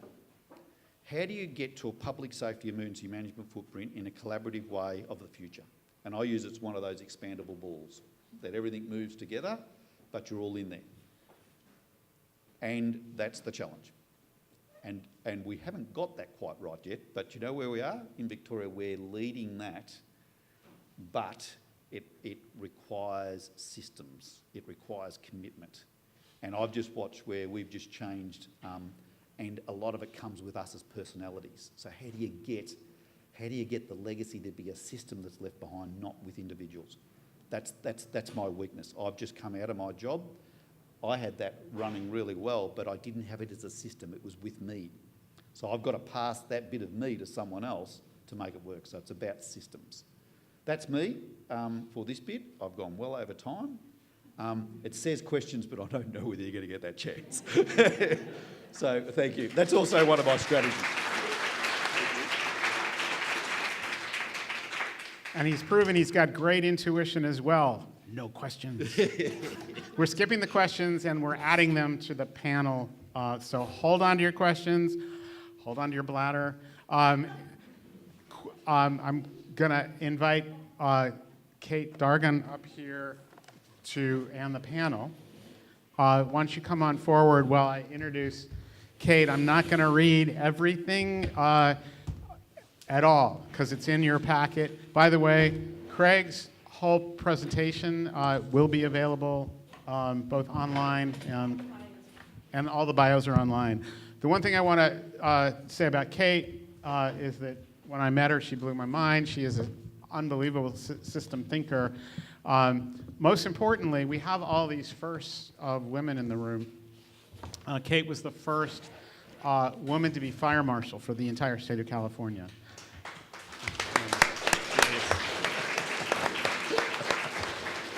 And she is visionary in very, very high-tech geospatial modeling that could help everybody in any community be able to actually adjust their home, fix their home, make it fire safe, make it resilient. We brainstorm about that stuff. And I'm going to just turn it over to you because we want to keep moving. So do you all need to stand up and sit down, or can you hang out for the half hour? Let's keep going. If you need a pee break, just take one. Ideally outside in the bathroom, or we have trees. But take it away, Kate. Thank you. Whew. Good morning, everyone. Man, it's an information-packed day, and the audience is a set of heavy hitters, and the speakers that you're hearing from today are some of the heaviest hitters that I could imagine collecting to have this conversation. I just want to give kudos to Tree People for visioning this. When Andy called me and said, what do you think about this idea? I said, California is way overdue for this kind of discussion. Because it is, as the last slide told us, it is about moving to a sector-based, a community-centric, a collaborative conversation that takes place not just within our public safety community, but at the individual neighborhood level. And so one of the hats I wear here today and representing is a board member for the California State Fire Safe Council, and that is one of the missions of the Fire Safe Council, is to help grow community organizations all over the state. There's several hundred of them at this moment. There need to be several hundred more. So I'm going to introduce the next three speakers. Craig will continue serving on this panel, and I have some questions, Craig, that I'll start with you. And then I want to introduce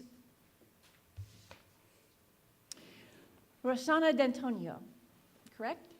And you have her bio in front of you. You have it in your packet. But I just want to call out a couple of the things that really struck me about her resume and her experiences. And that is that she has a history with sustainable communities. This is something that she's focused on, as well as being an engineer. So you know she comes at this from both a holistic as well as an analytical perspective. And I think that's very valuable to bridge those two. And she also has this very interesting sentence here: executive leadership for the development of sustainable communities, resilient housing, private sector commercial market spaces and jobs, and emergency management. And I just didn't get how all of those you happen to connect with all at the same time, but kudos for that. You can partially explain that to us. So it's the sustainable infrastructure work, it's your advocacy for women in the engineering field as well, and that tag along for emergency management that I think is your perspective valuable today. Also serving on this panel is Stuart Tom. Stuart, I have to say, is a personal friend of mine for 15 plus years, is one of the heaviest hitting code officials in this state, probably the heaviest hitting building code official in this state, and a national, if not international, vision for how to do resilient building codes. He serves on national levels, at state levels. He's awarded, and he is the only person that I am aware of who is both the building official for the city of Glendale, and then once he'd mastered that, decided to become the fire marshal for the building, or the city of Glendale, and held both of those roles. So he has excellent perspectives for us, and was part of the team when we created the first Chapter 7A Wildland Urban Interface Building Codes for the state of California. So ladies and gentlemen, today for the panel questions, I think you have the questions correct ahead of time. I'm going to start with Craig.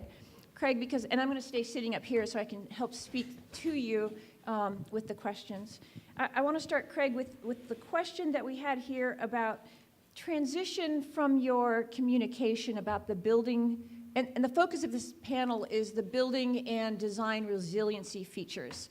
So talk to us a little bit about the specific building elements that were included in some of the descriptions that you created. And Stuart, I'm going to ask you some similar questions about those building elements. Yeah, look, it is complex in the sense there's standards, and then obviously the practical guide was put together by the Victorian Building Authority. So they sat with engineers, the Master Builders Association, so they had the building representative and the architects, engineers, all at the table to say, how do we take this thing forward?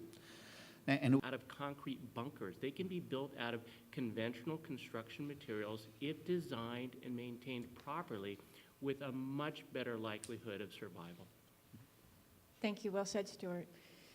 Rossana, once again, take your 2 minutes if you'd like to just explain a bit about the perspective that you're bringing. But I'd like you to point toward the question of describing your experiences and the responsibility of the individual homeowner versus government, specifically at the county level, in terms of building the right type of infrastructure. How do we balance those two? Sure. So the County of Los Angeles Public Works is a unique organization in the sense that we we're an infrastructure agency, so we own, operate, and maintain our infrastructure. And we're also a regulatory agency in the sense that we enforce code compliance with regards to permitting for private property. And so following the Woolsey fire, we lost a lot of infrastructure. We lost several bridges, a lot of guardrail, a lot of road signage. Our waterworks district was damaged. And so we had to spend several weeks in the planning of how do we go about rebuilding some of this infrastructure? How do we go about restoring some of the local vehicular access to the communities that were impacted? In addition to that, we also have the responsibility of helping homeowners rebuild as quickly as possible. And so how do we go ahead and balance both roles that we have? And the very first thing we did is we mapped all 1,500 properties that were destroyed. And what we discovered was that there were clusters of communities that were impacted. And the communities didn't just necessarily consist of the individual homes that were lost, but also the infrastructure that was impacted. And therefore, when we talk about rebuilding the communities, we are part of that community. We have a role and we have a responsibility in restoring our infrastructure. So we're in it together with the individual homeowners. In the past, we would go and tackle it on a lot per lot basis, and the onus and the burden would fall on the individual homeowners. In this case, we decided, or we recognized that it wasn't necessarily all up to them. And so some of the infrastructure that exists was not necessarily up to par. It was not up to current day standards. For those of you who are not familiar, we have 2 water agencies in that region. We have the Las Virgenes Municipal Water District, and we have our Public Works Waterworks District. So this is our water infrastructure.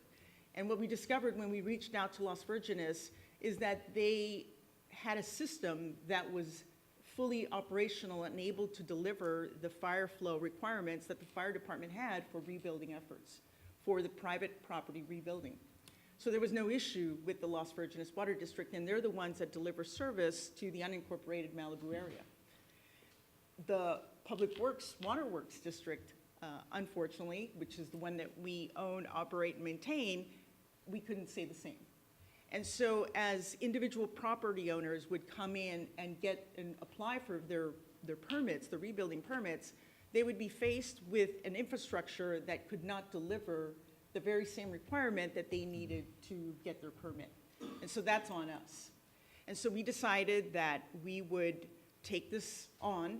This is all our responsibility. And we worked with the fire department. We have a master plan, water infrastructure plan that we are in the process of implementing, of trying to upgrade all our tanks and all our piping.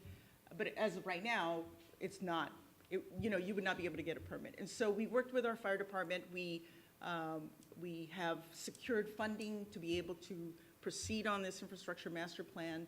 We have committed to the fire department that the fire flow requirements will be met within a certain time period.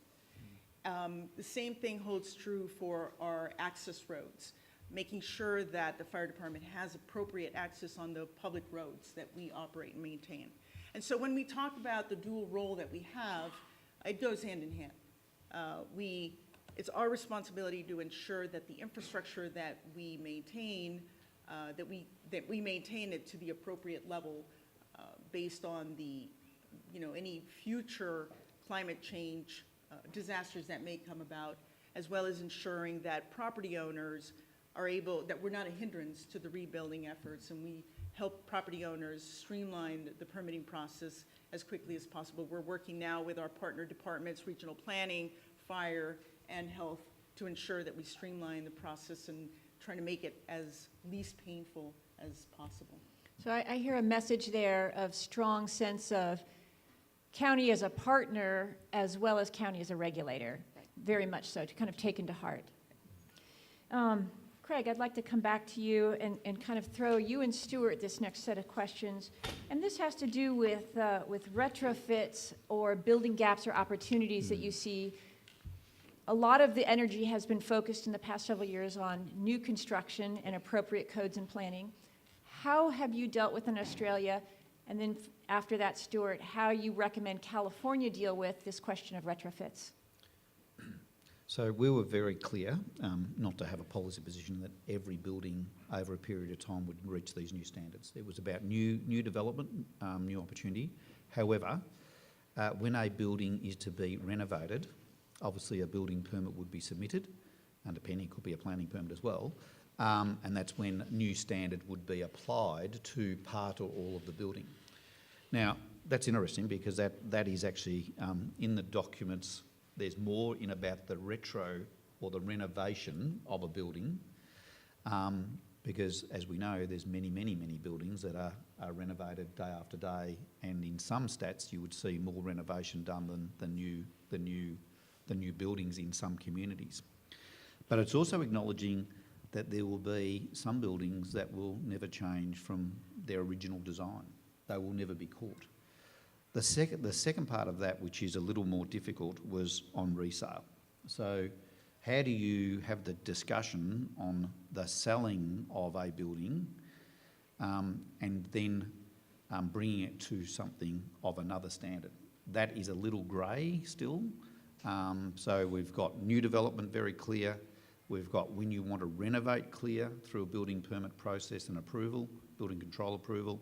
But on sale, obviously under the sale, and there's legislation about the sale of properties, how do you then have that discussion to say you're selling a property and these works should be done and therefore will be done? That's still a grey area, and some municipalities through their building surveyors have taken a stronger hand than others, but the government as a state has not taken a single policy position about that.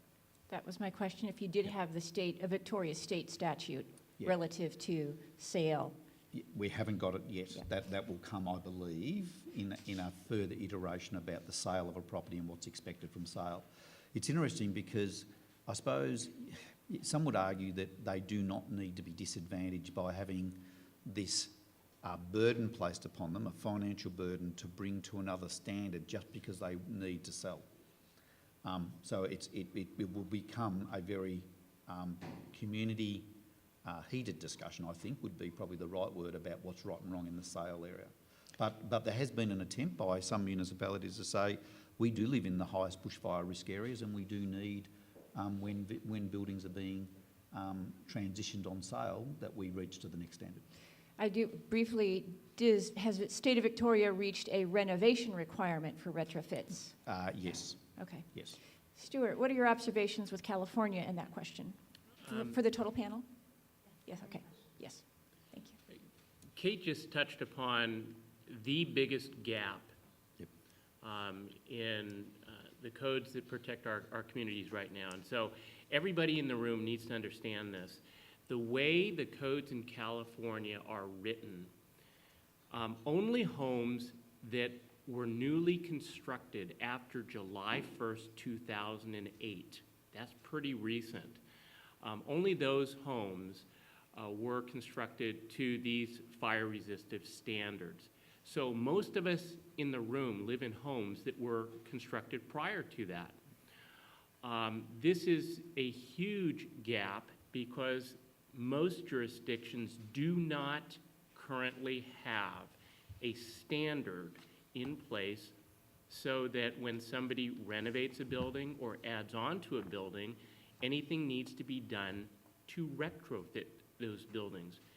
There are some communities that have asked me for some ideas on what portions of Chapter 7A are real low-hanging fruit and good targets that their communities can add to their local ordinances so that when somebody does add on to their home or renovate it, some of these standards will be added. It turns out that this is a code adoption year. Every 3 years in California, our communities adopt new codes. This is the year that codes are being adopted in this 3-year cycle. So if your community would like to amend the code to address retrofit, now's the time to do it, and this is probably the biggest gap in our protective standards today. Thank you, Stuart.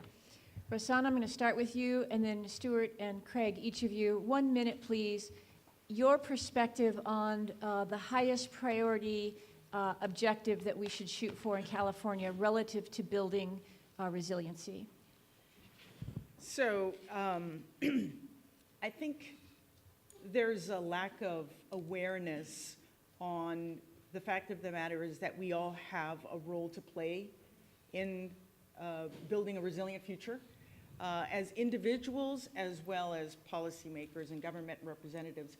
As individuals, you know, we need to recognize the danger and the risk that we're taking when we choose where to live.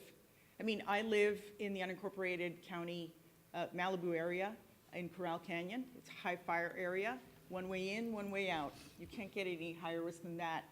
I knew about this risk when we signed the papers when we purchased our property. There was no doubt that what we were getting, and yet I chose to live there. And so I need to recognize that there will be impacts, financial or otherwise, as an individual homeowner. And as policymakers, we need to begin to ask ourselves the very difficult questions about whether we want to continue to allow development in areas that may be subject to high fire, wildland fires or bushfires, and flood events. And I'm talking about not just necessarily here in California. This is a national conversation we need to have as well as a global conversation. You know, where do we draw the line? At what point do we say enough is enough? Thank you, Rosanna. Thank you. And we'll be able to elaborate with the audience questions. Stuart? I'd like to leave you guys with this thought. If people build new homes and they are completely compliant with our state standards for the WUI areas, you know what grade I would give them? I'd give them a C. Remember that the code are minimum standards. So if you meet the code, you get a passing grade. I think that the policymakers in this room have an opportunity to encourage their communities to reach higher and try to get a B or an A, okay? But the codes are minimum standards. If you build to those codes, I personally would give you a C.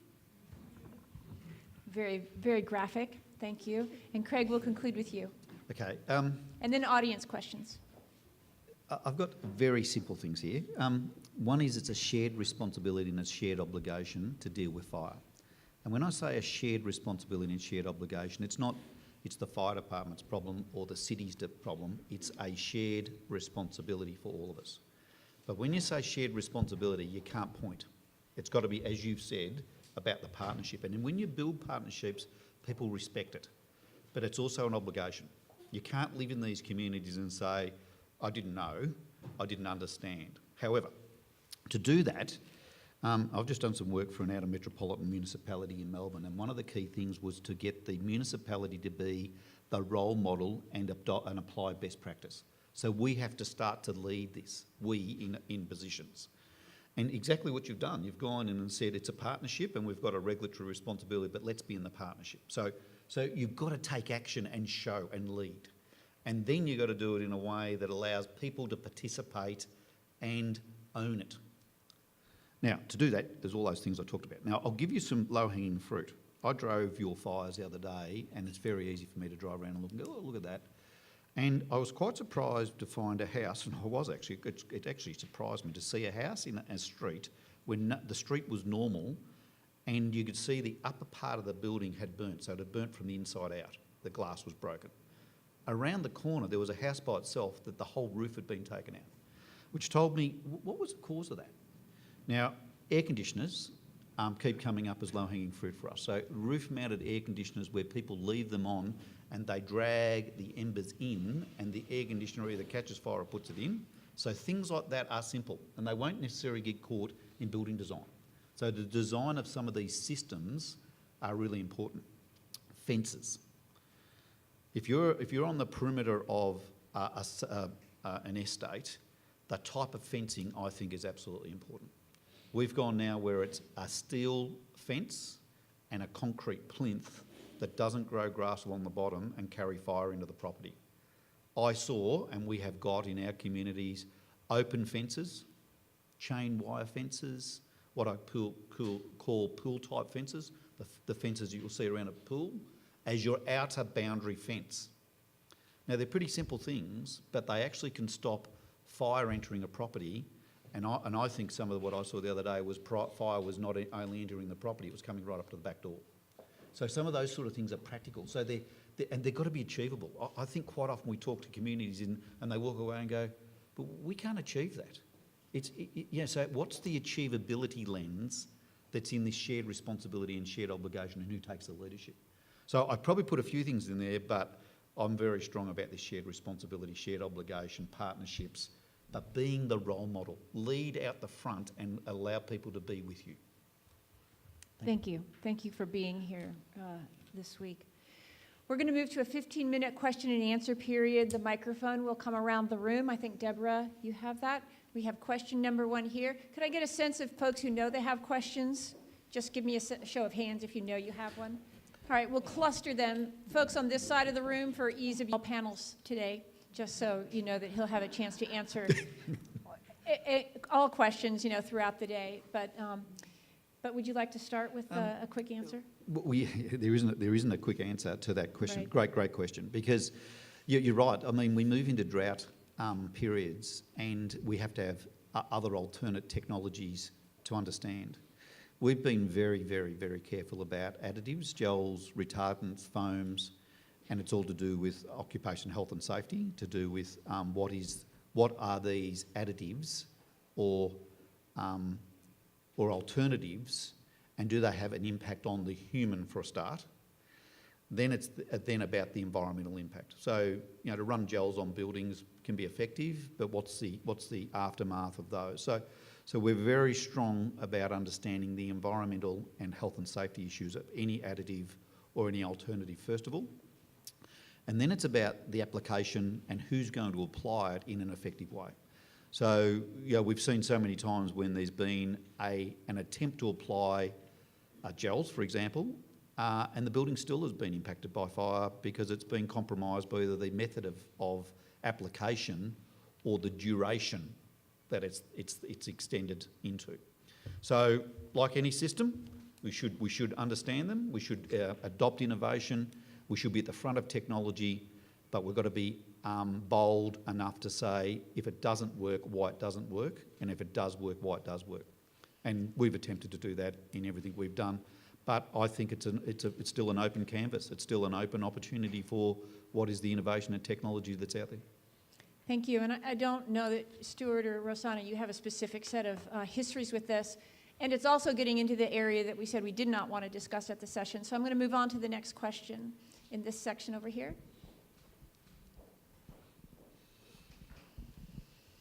Hi, this is a question for Stuart. With regards to the current codes actually being what you would classify as C pass rate, in light of maybe codes being upgraded not happening this year, is it possible that some sort of guidance document could be developed or shared so that people that are in the rebuilding phase right now are aware of what an A pass would be? Because right now, the code is a C pass. Getting those code changes done this year might not happen. And what is the likelihood of us sharing that information with folks? That's a great question, and I don't know that anybody has really developed a recognized set of additional REACH standards that go beyond our current standards. Make no mistake, the standards that we have are good, but they are just the minimum standards. I think that before California and individual communities start to implement individual additional standards which surpass Chapter 7A, I think the first step is taking the time to understand how Chapter 7A works. What is it about those features, ignition-resistant siding, ignition-resistant roofs, ember intrusion-resistant vent screening, and so forth. Understand how all of those things work, because a lot can be done just through design.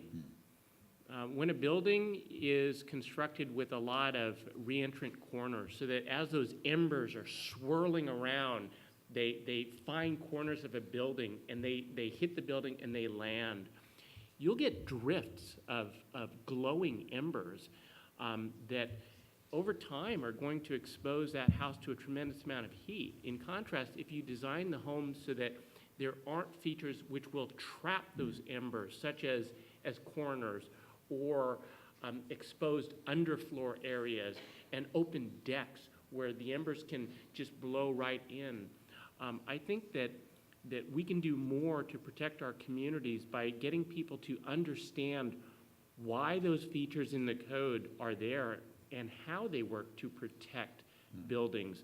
Because the next part of that is pub ed. I think that as our communities invest time and resources in getting information out there, through public education, we can inform our residents what they can do to make their properties individually safe. Thank you. Question? Yes, my name's Dave. My name's Dave Ford. I work for Southern California Edison in our government relations department. And this basically is a question about what can we do as a utility to, for wildfire mitigation. What are some of the things that you think are beneficial to communities and cities? We're doing a tremendous amount of work in our service territory on grid hardening, covered conductors, composite cross-arm, composite poles, as well as weather stations and cameras in high fire districts. 35% of our service territory is within a high fire district. But what are some of the things that you think that we could work together collectively to be more grid hardening and coordination and communication? I'd like to have Rosanna have a first shot at that particular question. Sure, I can start that out. I think obviously fire-resistant materials, I think, is really probably the first thing that I would focus on.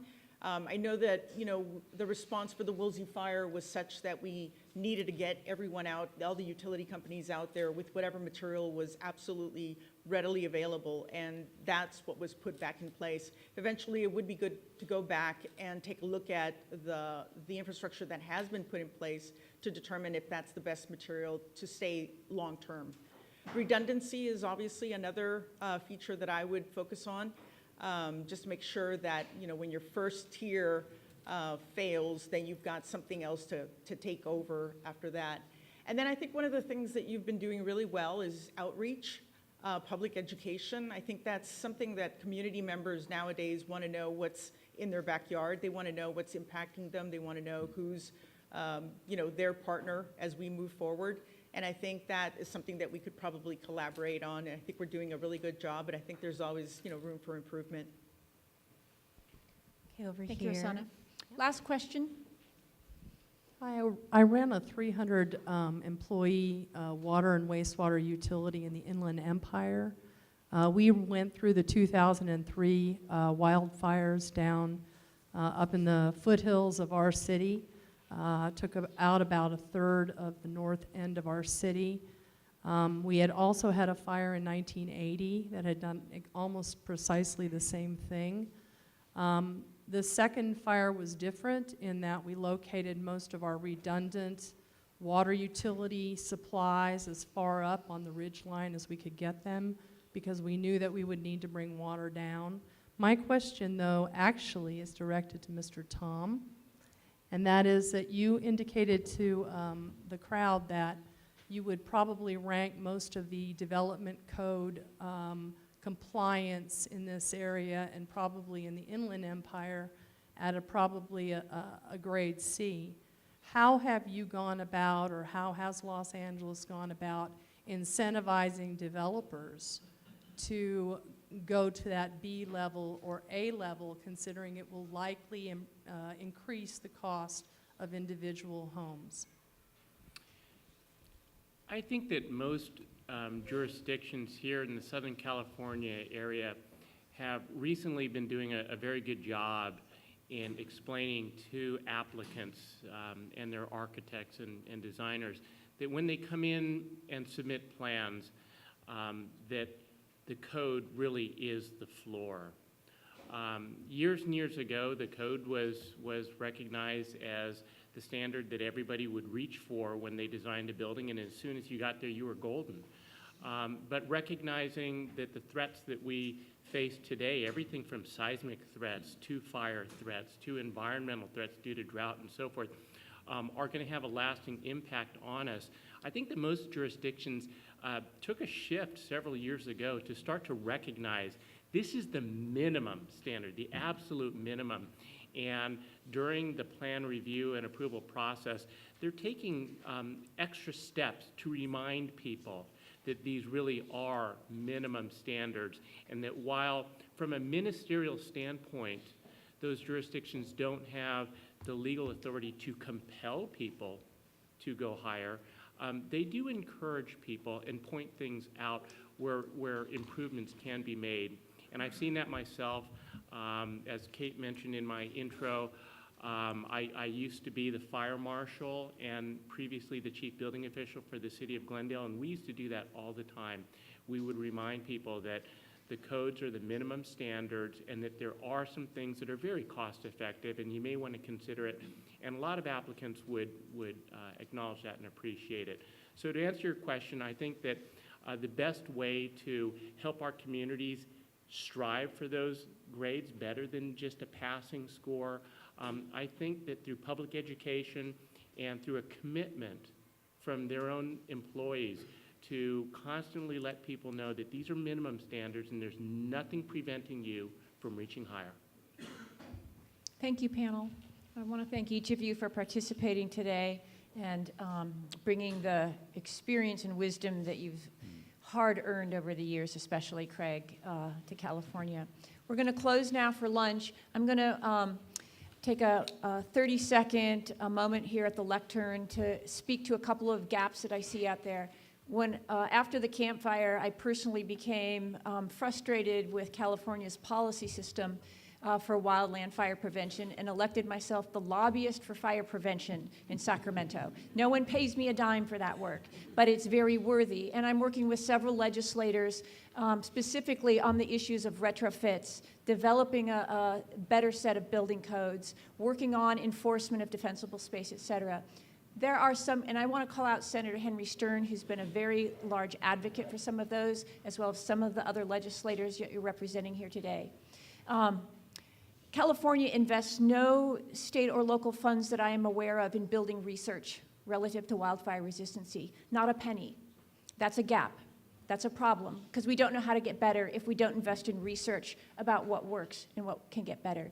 To my awareness, there is no land use planning course or building officials construction course on how to implement the system of the things we have talked about. That is a gap. We need to educate our community about how to educate the rest of us on how to do these things. At any rate, I want to thank you for the opportunity to have panel one. We'll have lunch from 12:10 to 12:35. We'll be beginning promptly at 12:35 because I'll whistle hard. And we'll proceed with the excellent panelists on panel number 2. Thank you. You got that last bit in. You've got to be better. Love it. When you're ready to eat, grab a plate and move through the line. You can eat inside or outside. Enjoy the sun.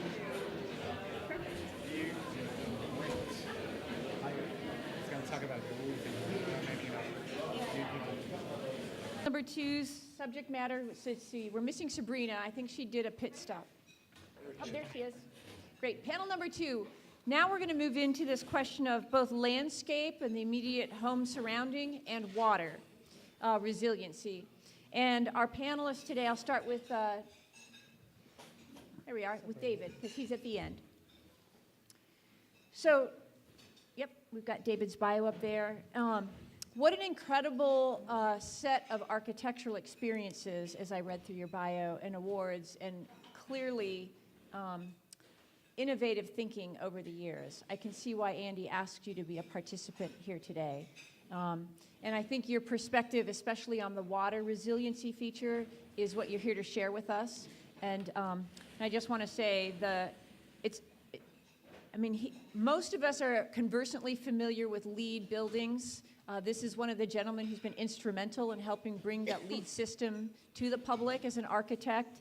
He's got awards and books and TV shows, I think, about his work. So I just want to recognize David Hertz for bringing an extraordinary amount of architectural experience to the discussion.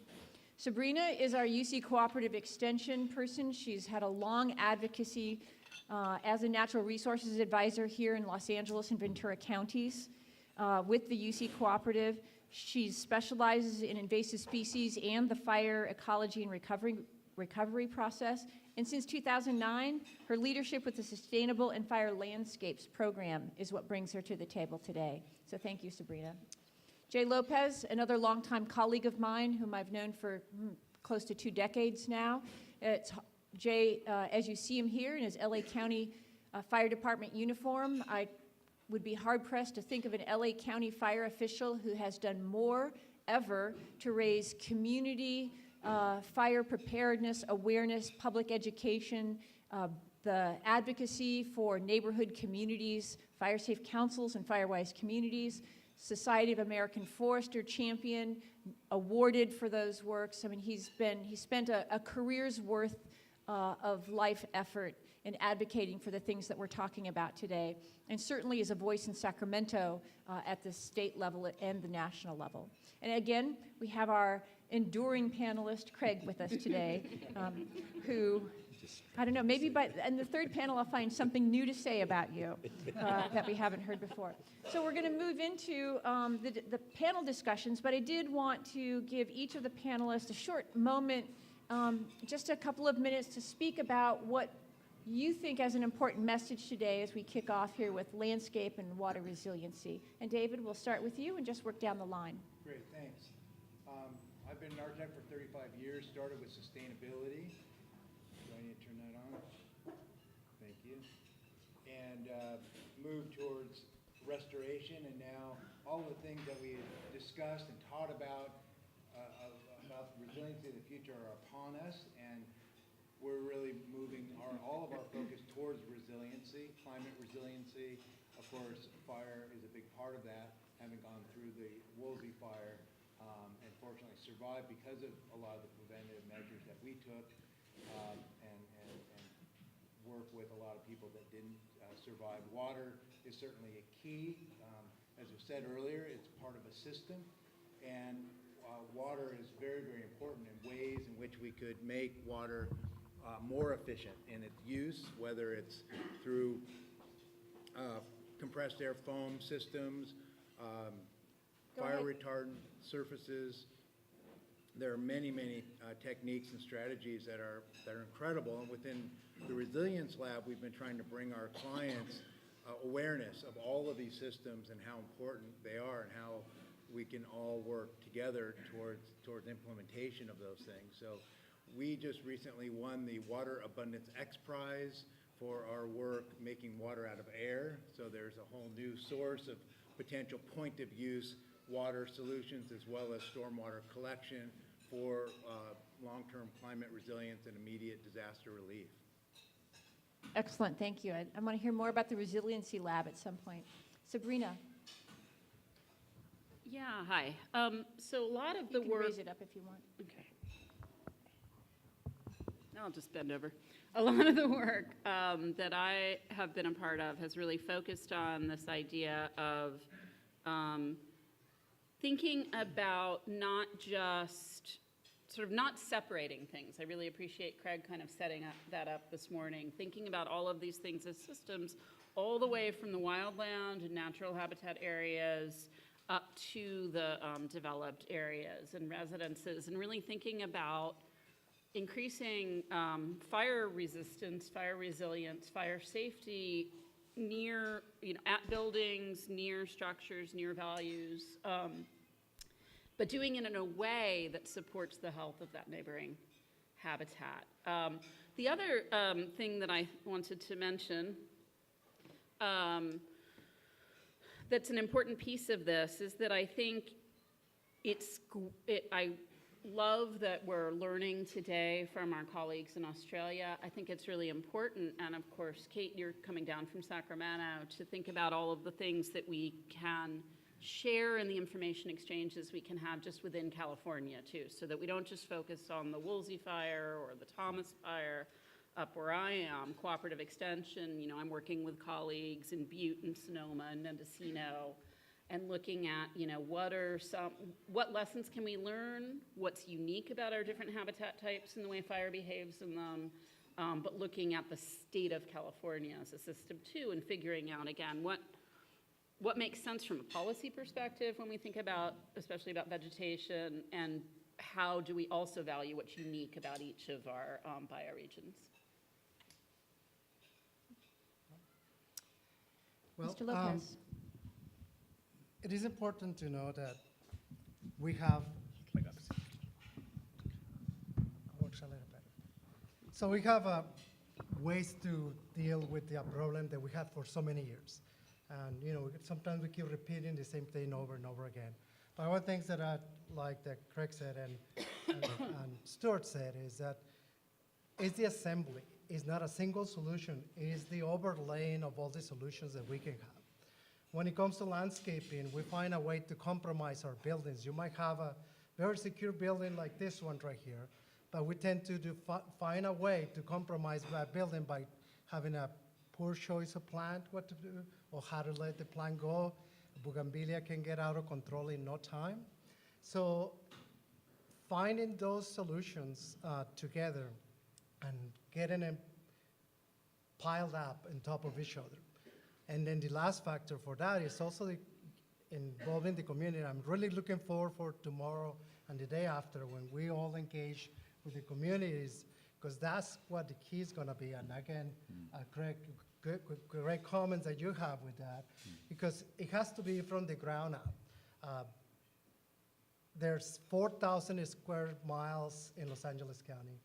We have over 10 million residents, incredible amount of infrastructure out there, and to provide service to each one of them being possible. So just think about it like we used to do in the old ranches. You had you were a rancher in the Old West. You had to kind of fend for yourself a little bit. So we tend to plan for the big incidents. We tend to plan for the catastrophic incidents. But I tell you one thing, if right now it's an earthquake and a piece of beam falls down and kills me right here, that was catastrophic to me. So we plan for the big stuff, we should plan for the regular stuff, and that should be the way of life. So how many times you get into your car and you don't put your seatbelt and it feels weird? It should be the same thing about how you build your home or how you develop your landscaping. Should feel that is the right thing to do every day. Thank you. Good visual. Craig. It's a big subject, isn't it? To talk about the landscape and the pressures that are placed on our landscapes due to development or climate change, utilisation. And then think about it the other way, though, is if we allow fire to move through that's intense fire, what it does. And what it does, it takes away the beauty and the value. But not only that, it's about the biodiversity of what we've got. And I think, Cindy, you touched on it in your introduction about what the landscape means to all of us. And fire can be, if it's a high-intensity fire, not only will it change it, it'll change it forever. And I think that's the bit that it's more than just public education. It's a value issue across our total community to understand what the landscape means to us. And somewhere, that's got to be the big discussion, because fire is a subset of it. You might enter the discussion through fire, but it's actually this bigger one.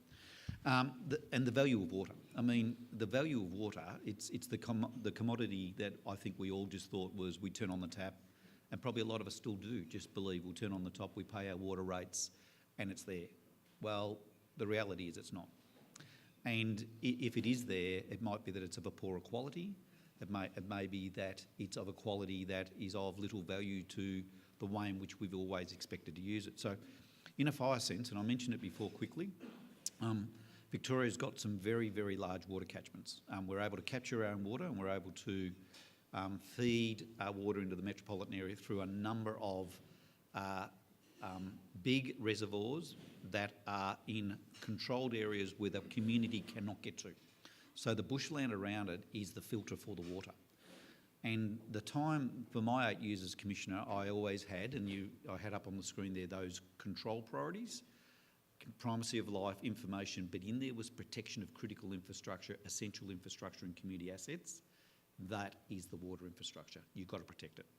So wherever the water's coming from, it comes out of the sky or we pump it somewhere, but it is actually dealt with by the environment. So the landscape and water absolutely fit together, and I'm telling you nothing you don't know, but if we don't value it and allow fire into the catchments, we actually are devaluing our understanding of water quality. And I think there's a lot of people out there who do not think about it that way at all. They simply pay their rates, turn the tap on, and off you go.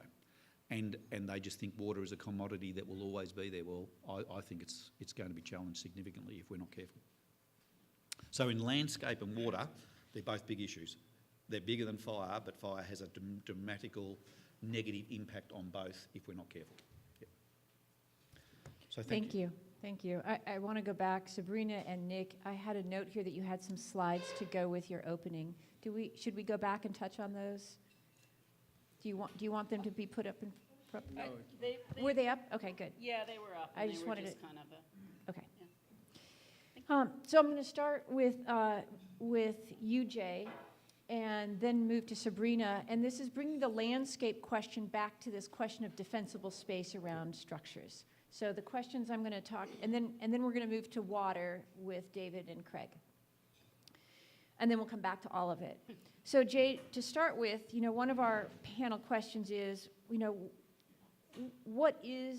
just help us understand the terminology of what is defensible space, what is fuel modification, and what is vegetation management. Those are different things, and just give us kind of the technical words and descriptions of those. Well, the overall part, it'll be defensible space. A defensible space is that area that you can be safe, your home can be safe, and the firefighters that have the chance to walk into your home and try to protect your home can be safe themselves. During the station fire, my home is just like your home. It's right there in the area where the fire happened. I did my work before the station fire, and unbeknownst to me, when I showed up to pick up my stuff, when the fire was just in proximity to my home, there was an LA City fire engine parked in front of my house with hoses all around the house. So the key is that you create that space in which they can work safely, and it's safe for them, it's safe for you, and safe for the whole environment. How do you go about that is by reducing the vegetation that you have around it to something that is manageable. And management is the big key, as you mentioned before. Is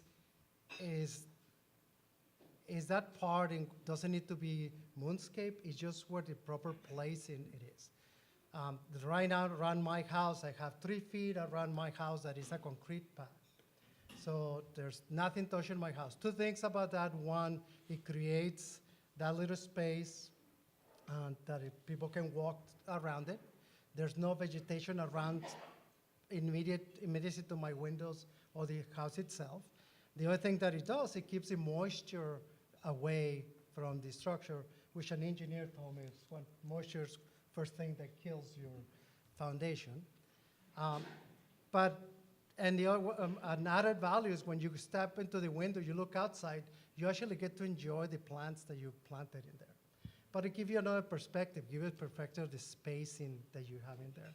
So defensible space is that modification of what you have in and around your home that will make it safer, but in a very nice way, pretty at the same time. So just think about getting a haircut.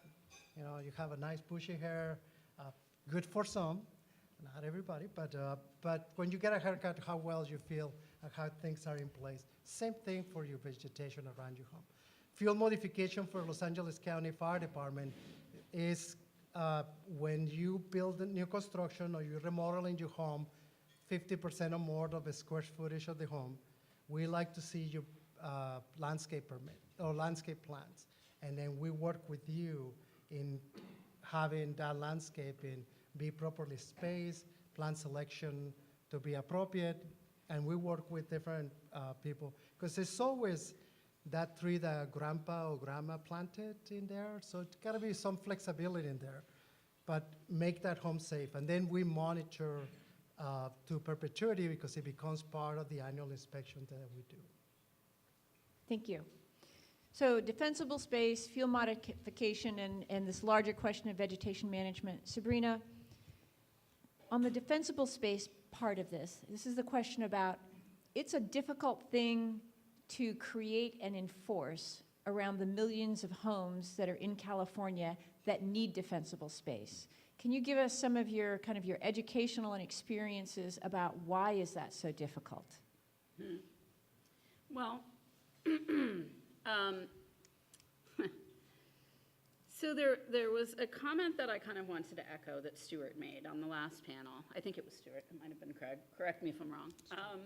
But it had to do with the importance of not just starting off right, not just the minute the home is built, it's meeting codes.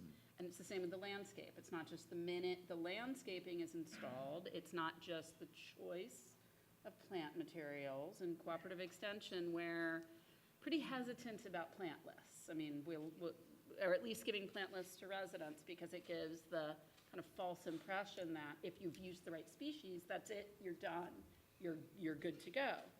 And just like with the structure itself, you really need to think about maintaining that landscape. I would say that one of the difficulties with both establishing and maintaining defensible space is that people kind of want an all or nothing, one and done. I'm going to meet my clearance deadline in May, and then I don't have to do anything else.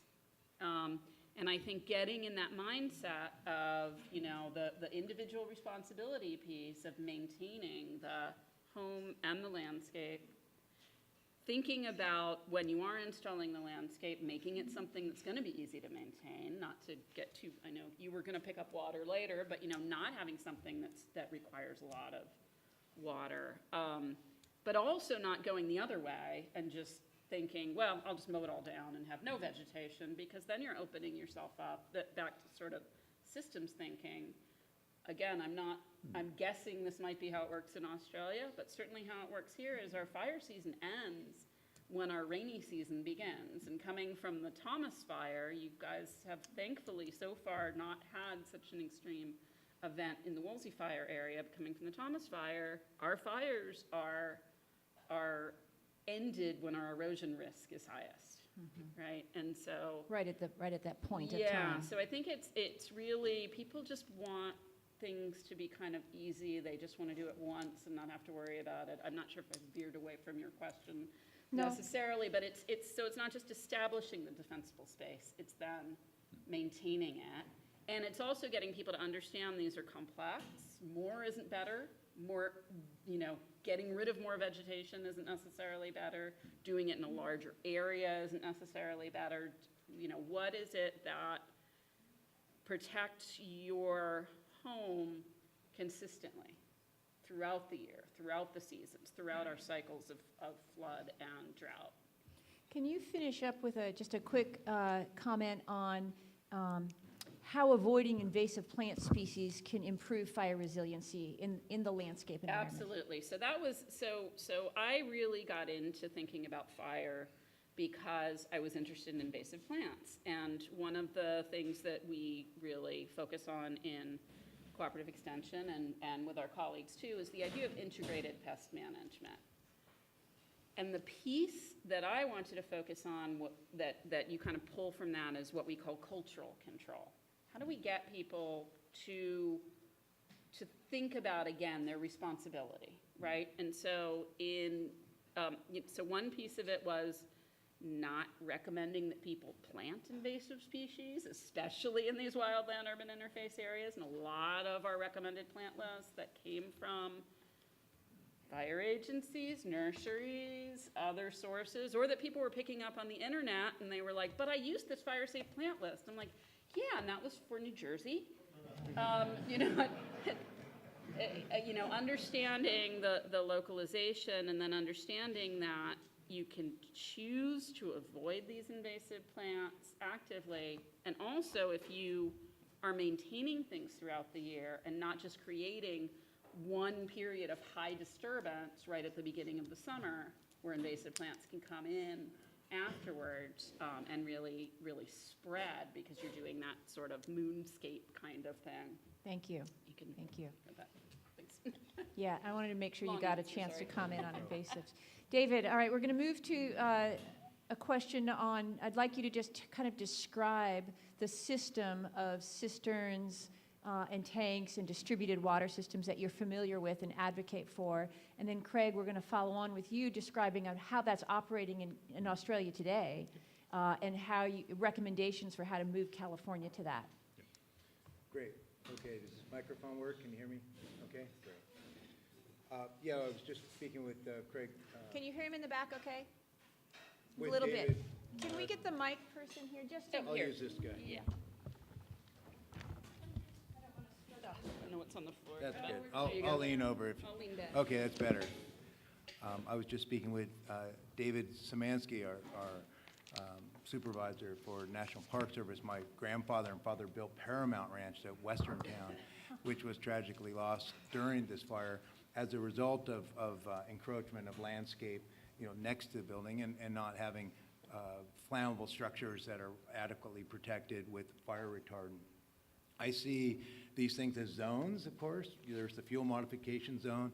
We're currently doing a lot of work at the Resilience Lab up at our property in Malibu, Ventura County, which has zones. We're starting with a Phos-Chek infused soil that we put down. That's a seasonal aspect. So after brush clearance, there's 16 patents on this fire retardant soil because it's the ladder effect. You have pine needles, you have all kinds of combustible organic materials that add to the ladder effect. It comes up.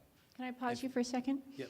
He said an important thing, not everybody may know that term, Phos-Chek, which is a long-term fire retardant that's a fertilizer-based material. So we start with a fire brush clearance, then we put a Phos-Chek infused soil that is a perimeter. We have fire retardants on all our wood surfaces. We have defensible space, but importantly, we have water resources. And what we learned, exactly how valuable that was, our pool with 80,000 gallons, it was drained 3 times by the fire departments, by the helicopters. We have 15,000 gallons of storage, which was drained the first night.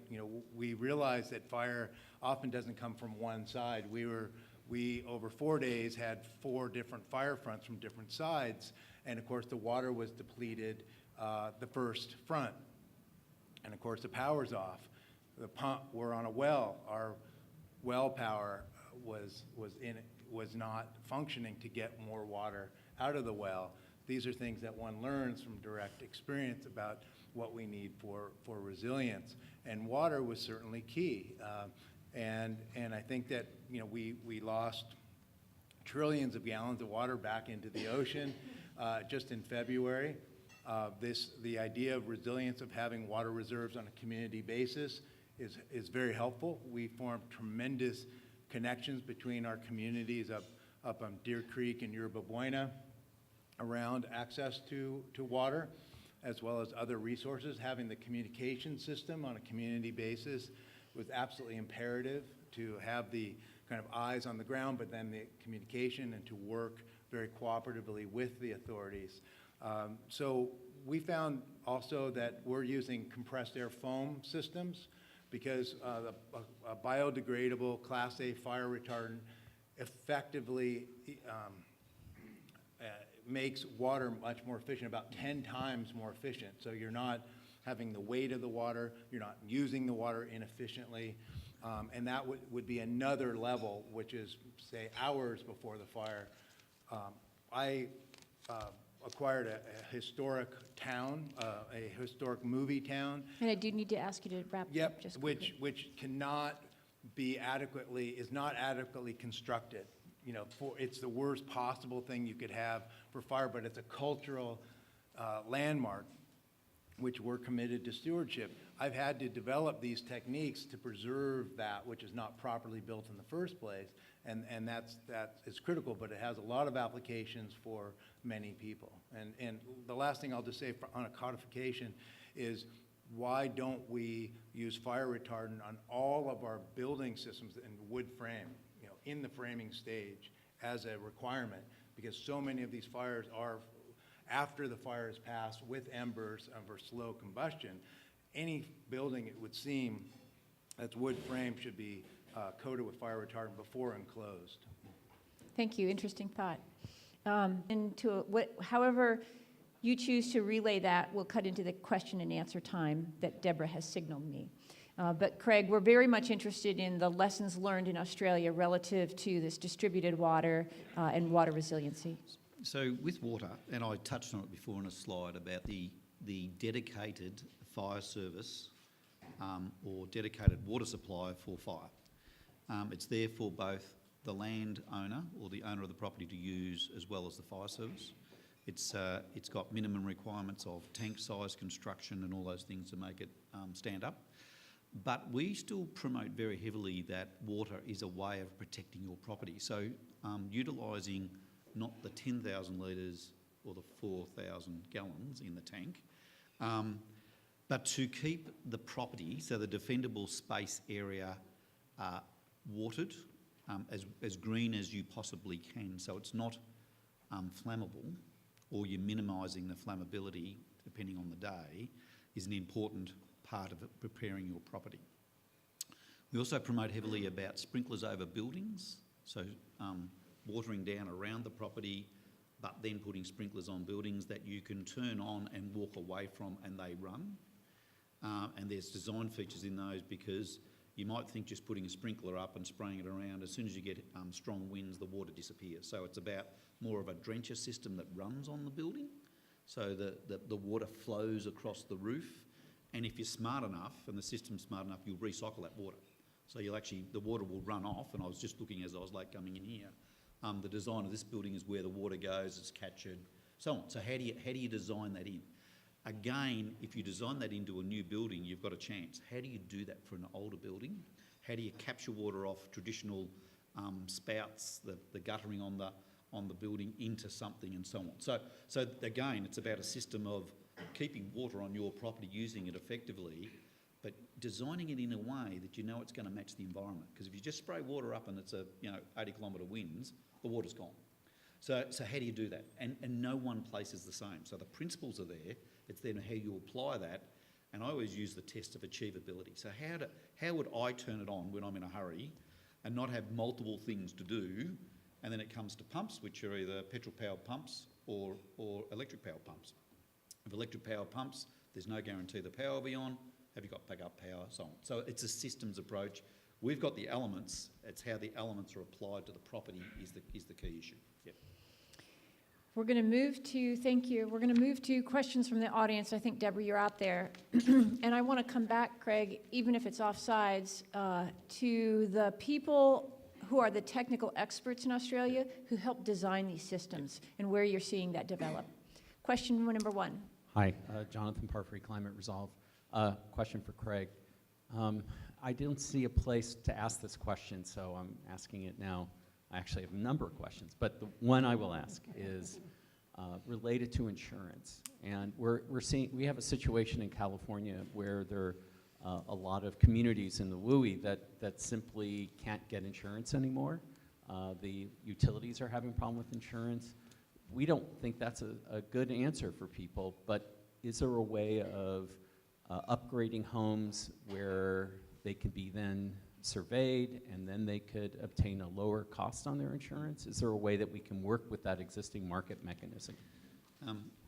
You always want to put the complex problems up, don't you? Insurance is a fundamental part of it. In my next presentation, I'll talk about what a resilient community is, and a resilient community is an insured community. That's a fundamental of resilience. The ability to bounce back after an event such as a fire, a flood, a storm, or whatever it might be, if you're not insured, your impacts are probably life-changing. If you are insured, that's a good thing. However, we know for a fact that in Australia there are many properties underinsured.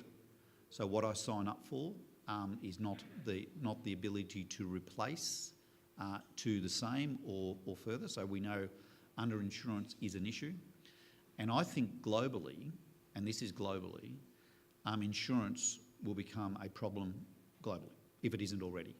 Because the more events we have, the more frequent, the more intense weather events we have, which is climate change, and therefore the more severe events we have, called emergencies, we'll start to see that decisions will be made outside of this room and on global stages about what the insurance industry does. So it's a political issue, it's a global issue, it's a community issue, it's a necessity. And for that reason, we won't have the answer, but I'm damn sure with the right lobbying and political processes, we'll be able to get it to the right space. That would be a great 4-hour next Absolutely. symposium. 4 days. Do we have any other questions? If not, I'll challenge the audience with one if anyone's interested in asking that. And it's kind of back to the defensible space, which is, this is a regulation that has been on the books in California for 50 years. The requirement for defensible space out there in our wildland areas has literally been required for 50 years, and yet it does not exist, not in large measure. So I would challenge anyone to be able to describe why that might be and how we could address that. In the back? Do you mind if I have a go at that question, what you just said first? Yes, we'll let our audience Okay, member do yeah. first, and then we'll close with your response, and then we'll move on to the next presentation. Defensible space, actually in our county, we've had a clearance order back into the 20s. So 30 foot, and between 60 foot and 50s, and 100 foot and early 1990s. At the same time, the state also started to increase some fire safe guidelines. So one of the factors we see that's is a problem out there is the regulations as they're written address properties with structures. Yet you have a lot of community where you have vacant land right up to someone's property line that may be 10 feet, 20 feet, 30 feet away, and there's no regulation for them to do any defensible space on that. And there's exemptions for state agencies or open space. We recognize that we're not trying to moonscape it or clear cut it. You need to address, if you're going to have a clearance defensible space, 100 foot, which is now a state standard, then it needs to be applied equally across all those properties. I know that our county does, LA County does, and a few others, where we have a true 100-foot clearance zone. The vacant property is not exempt. It's been that way in our county going back to the 50s. If you have property within that 100-foot zone, you're responsible for the portion that's on your property, whether you have a structure or not, because it's a two-way street. Structure fires getting out to the community, wetland fire coming in to the structures. So it's part of the community risk. So what I would challenge, and I think they tried it last year and didn't make it through, but they need to potentially look at as one step, is change that. If we're going to have a 100-foot defensible space as a state standard, then it needs to be applied completely as a 100-foot, not a 10-foot, 20-foot, or 30-foot. And that's contributing to a lot of structures being destroyed at the state level. Thank you. That's a good perspective. We'll close with Craig's observation. Very simple observation. People don't understand the value of a defendable space, and if they don't understand it, they don't value it.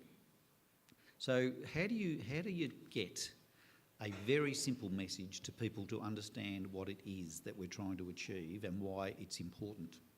That's one issue. The second one then is, how do you achieve it? Because I think a lot of people in this day and age don't have the know or the tools to do this work. And if they do the work, what do they do with the vegetation that they've cleared?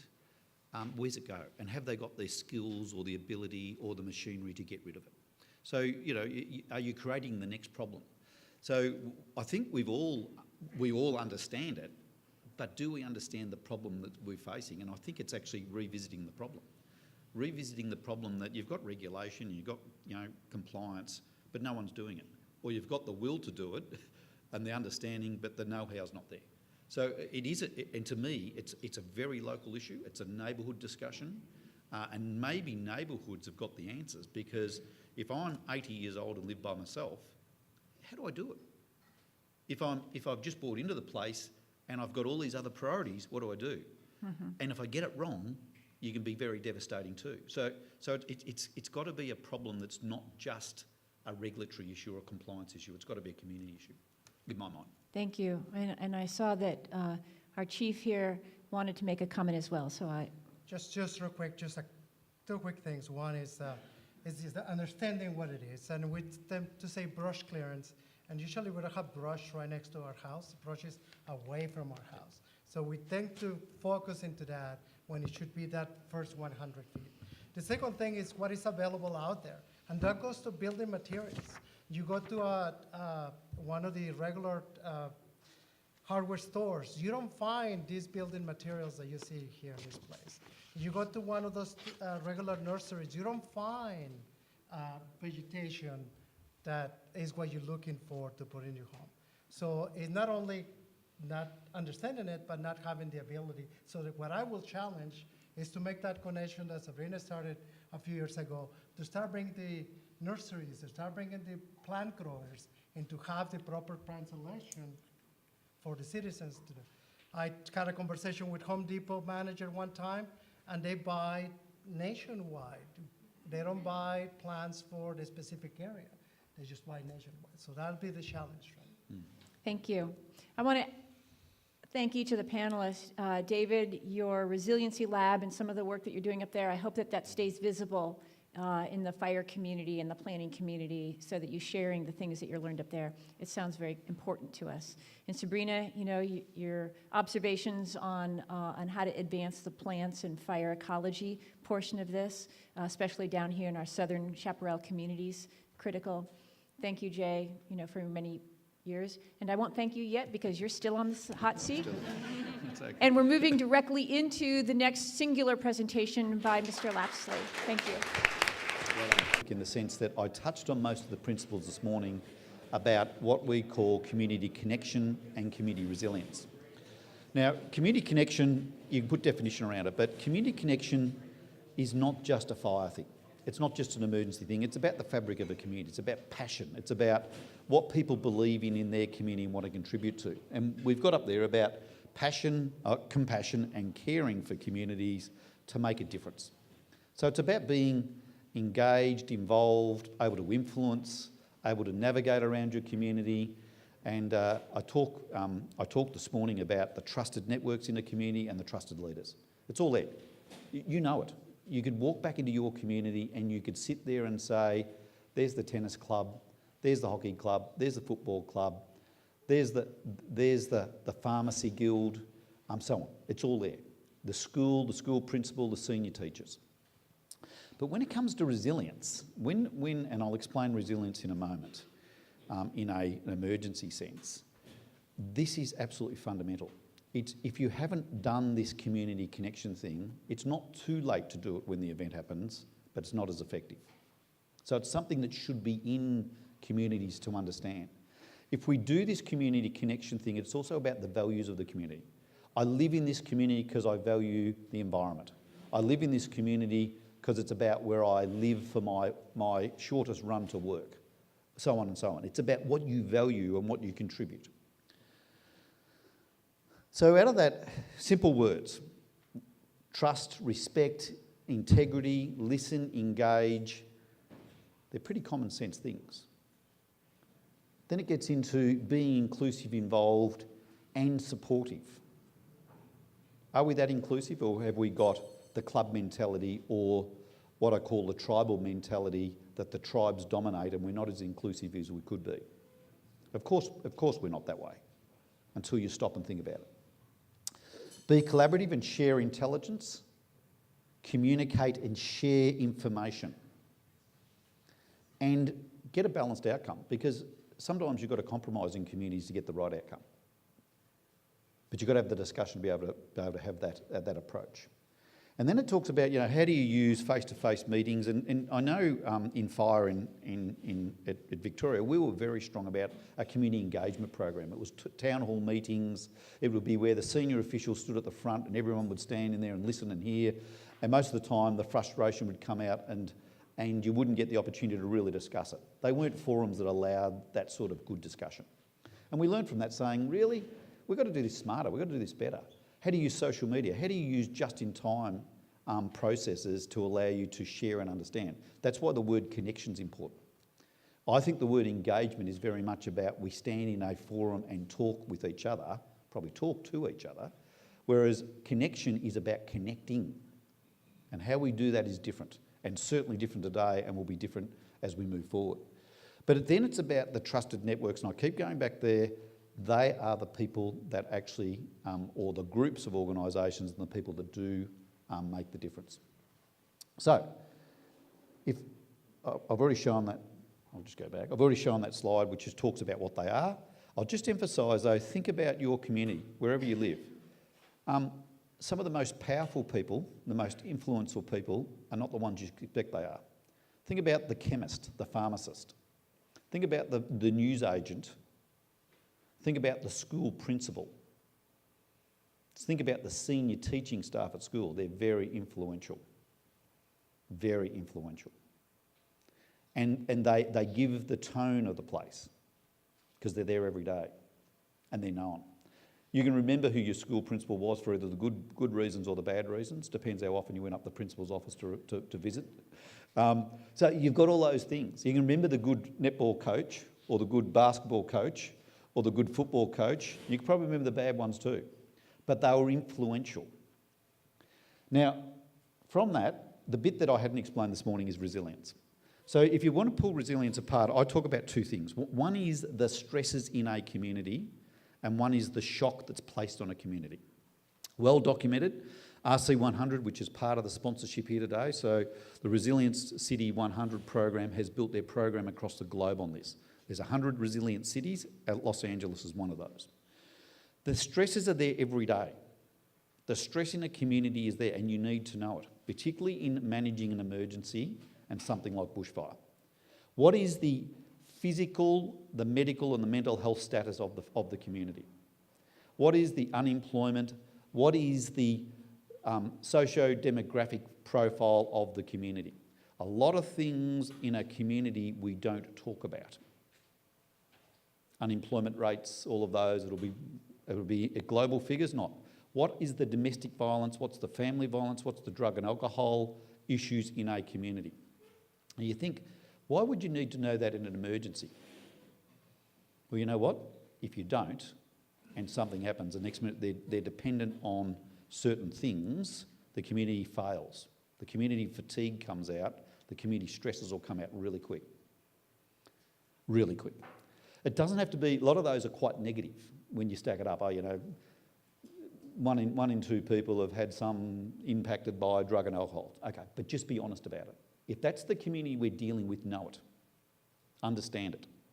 Don't have to put it up on every billboard, some of these things, but you do need to understand it, know it. And then what's the shock? The shock is more the traditional emergency. Extreme heat events, extreme weather events, including bushfire storms and floods. And we're certainly seeing in Australia where they are almost happening really quick. We're moving from extreme heat events to large amounts of rain and hail within a very short, and I mean this is within a day. So from extreme heat, the next minute it's storm and hail, and you're dealing with hail events, hail smashing roofs off, right behind what is an extreme heat event. That's the difference now about climate. The weather variation, and I'll say this, there's a difference between climate change and weather variation. They are linked. Climate is long haul, weather is the short. So what's your weather forecast is normally 24 hours, 4 days, 7-day weather forecast. The weather variation in that period can be quite significant versus what is climate change about warming of the earth itself, warming of oceans and the impacts of what that means. But then it gets into some of those other things about community being extremists.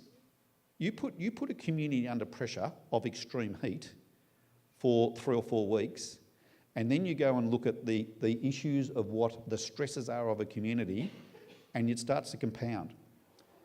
And therefore you've got other what I'll call consequences or other actions that come out of it. And we've got to be ready for those as well. And the last one there is about health, community health. Animal health, human health are the two merging issues for us in Australia about what an emergency actually is. So there's more issues now about different vectors. You watch the issues of biodiversity, biosecurity in our worlds, particularly biosecurity, the issues around animal health, human health, what is our vegetation health, all starts to mingle together. So the chief vet in Victoria, the chief health officer and the chief biosecurity officer, think about that, there's chiefs of all those, you've got the same, are absolutely fundamental partners in the game that we play. And more so than probably the traditional flood, fire and storm emergency management issues. I'll leave it there and hopefully that will prompt a whole heap of questions. I might leave that slide up as we talk, if that's all right, because that slide might be one that you can just process through about the elements of what a resilient community and a connected community needs to look at. So I'll leave it there and hopefully we've got a panel. So thank you.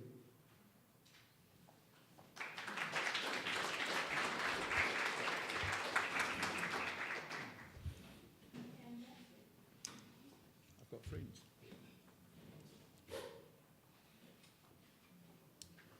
So I think the richest part of this conversation is the one we're about to have, or just spent the last 10 minutes opening up.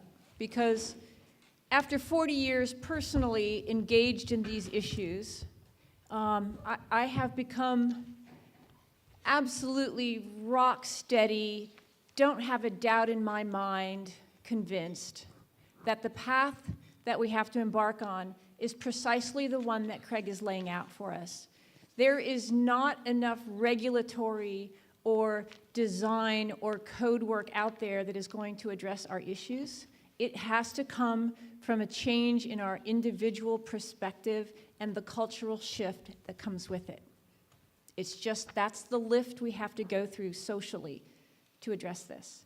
So I really welcome the community conversation part of the presentation today. Let me get my notes here. And I'm going to introduce our two new panelists today. Beth Burnham, another wonderful and accomplished person that I've known for many years here, who is joining us on the panel. Beth sits on a number of boards, including the Santa Monica Mountains Resource Conservation District, the Board of Tree People, the Topanga Fire Safe Council, TSEP, I believe, maybe not the board for TSEP. Yeah. As well as just kind of a mover and shaker in the, LA area community as well. She's just a passionate advocate for community engagement and will share with us some of her perspectives. And Scott Ferguson, who is the chair of the Topanga Coalition for Emergency Preparedness, the board chair, and spends his time educating Topanga area residents and interacting individually with this particular community engagement issue. And Craig, of course, will continue his conversation with us. This will be our last panel. We're getting close to being back on time track. We'll have a chance for question and answers on the panel at the end, and then Andy Lipkis from Tree People will come up with a close.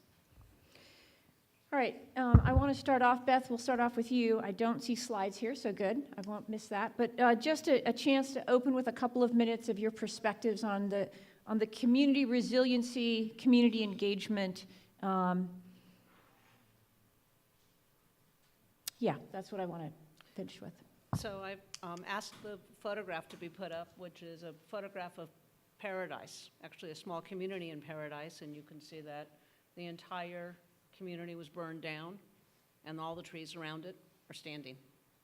So that fire, the wildfire, didn't burn to that community. That community burned because embers ignited the houses or the mobile homes there, and it became a urban inferno that moved house to house.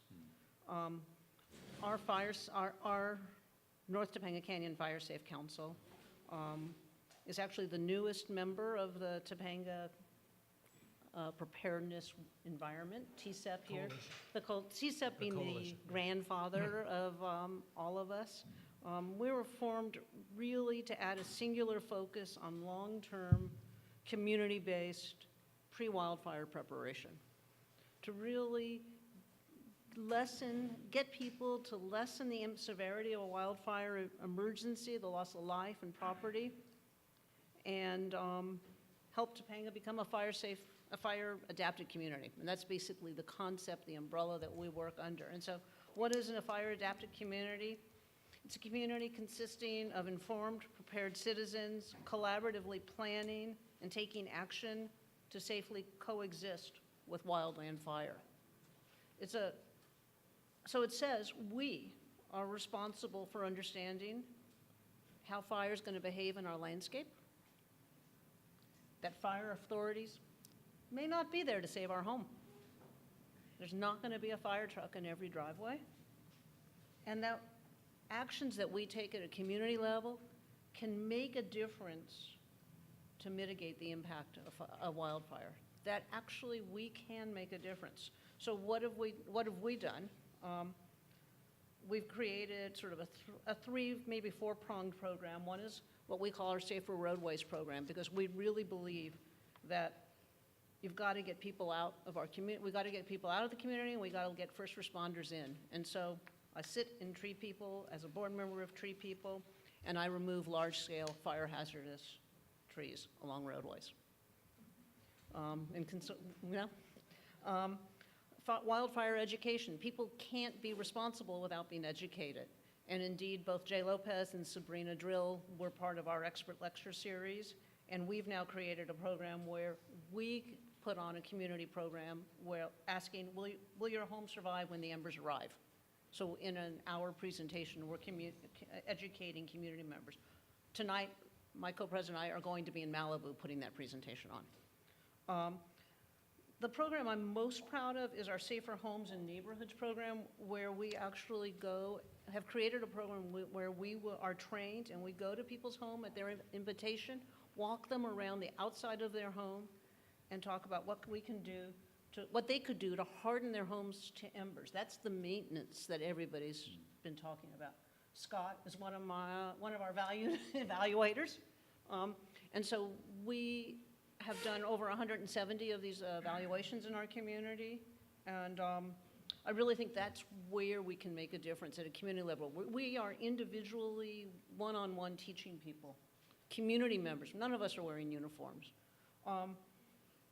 So the thing that's really interesting is we are both volunteers. And living in Los Angeles, it's really hard to afford to live here on 2 incomes and layer in volunteer time. Our time is the most important resource that we have. And so the question I put out to everyone is, how do you help us do our activities? Because in many ways, it is at the community level where the change can be made. So. Thank you, Beth. Scott, can you extend that? Yeah, well, I would just say that I kind of went down the rabbit hole of emergency preparedness and community involvement when I made the decision 30 years ago to build a home in Topanga, which I then found out afterwards was one of the most dangerous places in LA County.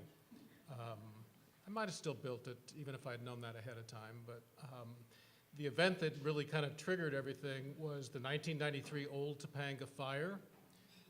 That was my first example of evacuation. So I was evacuated, and that was significant for a big reason, because that fire is what prompted the creation of the Topanga Coalition for Emergency Preparedness, which we call TCEP.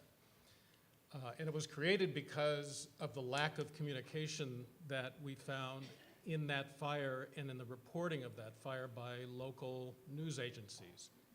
I saw that firsthand because I was sitting in my in-laws' house in North Hollywood watching the news during this, in the third day of the fire. And they mentioned my street and said, the fire's there. And I figured, okay, well, my 18-month-old house that I had just built was gone. So I just figured, okay, I'll just write that off. I had everything that was important.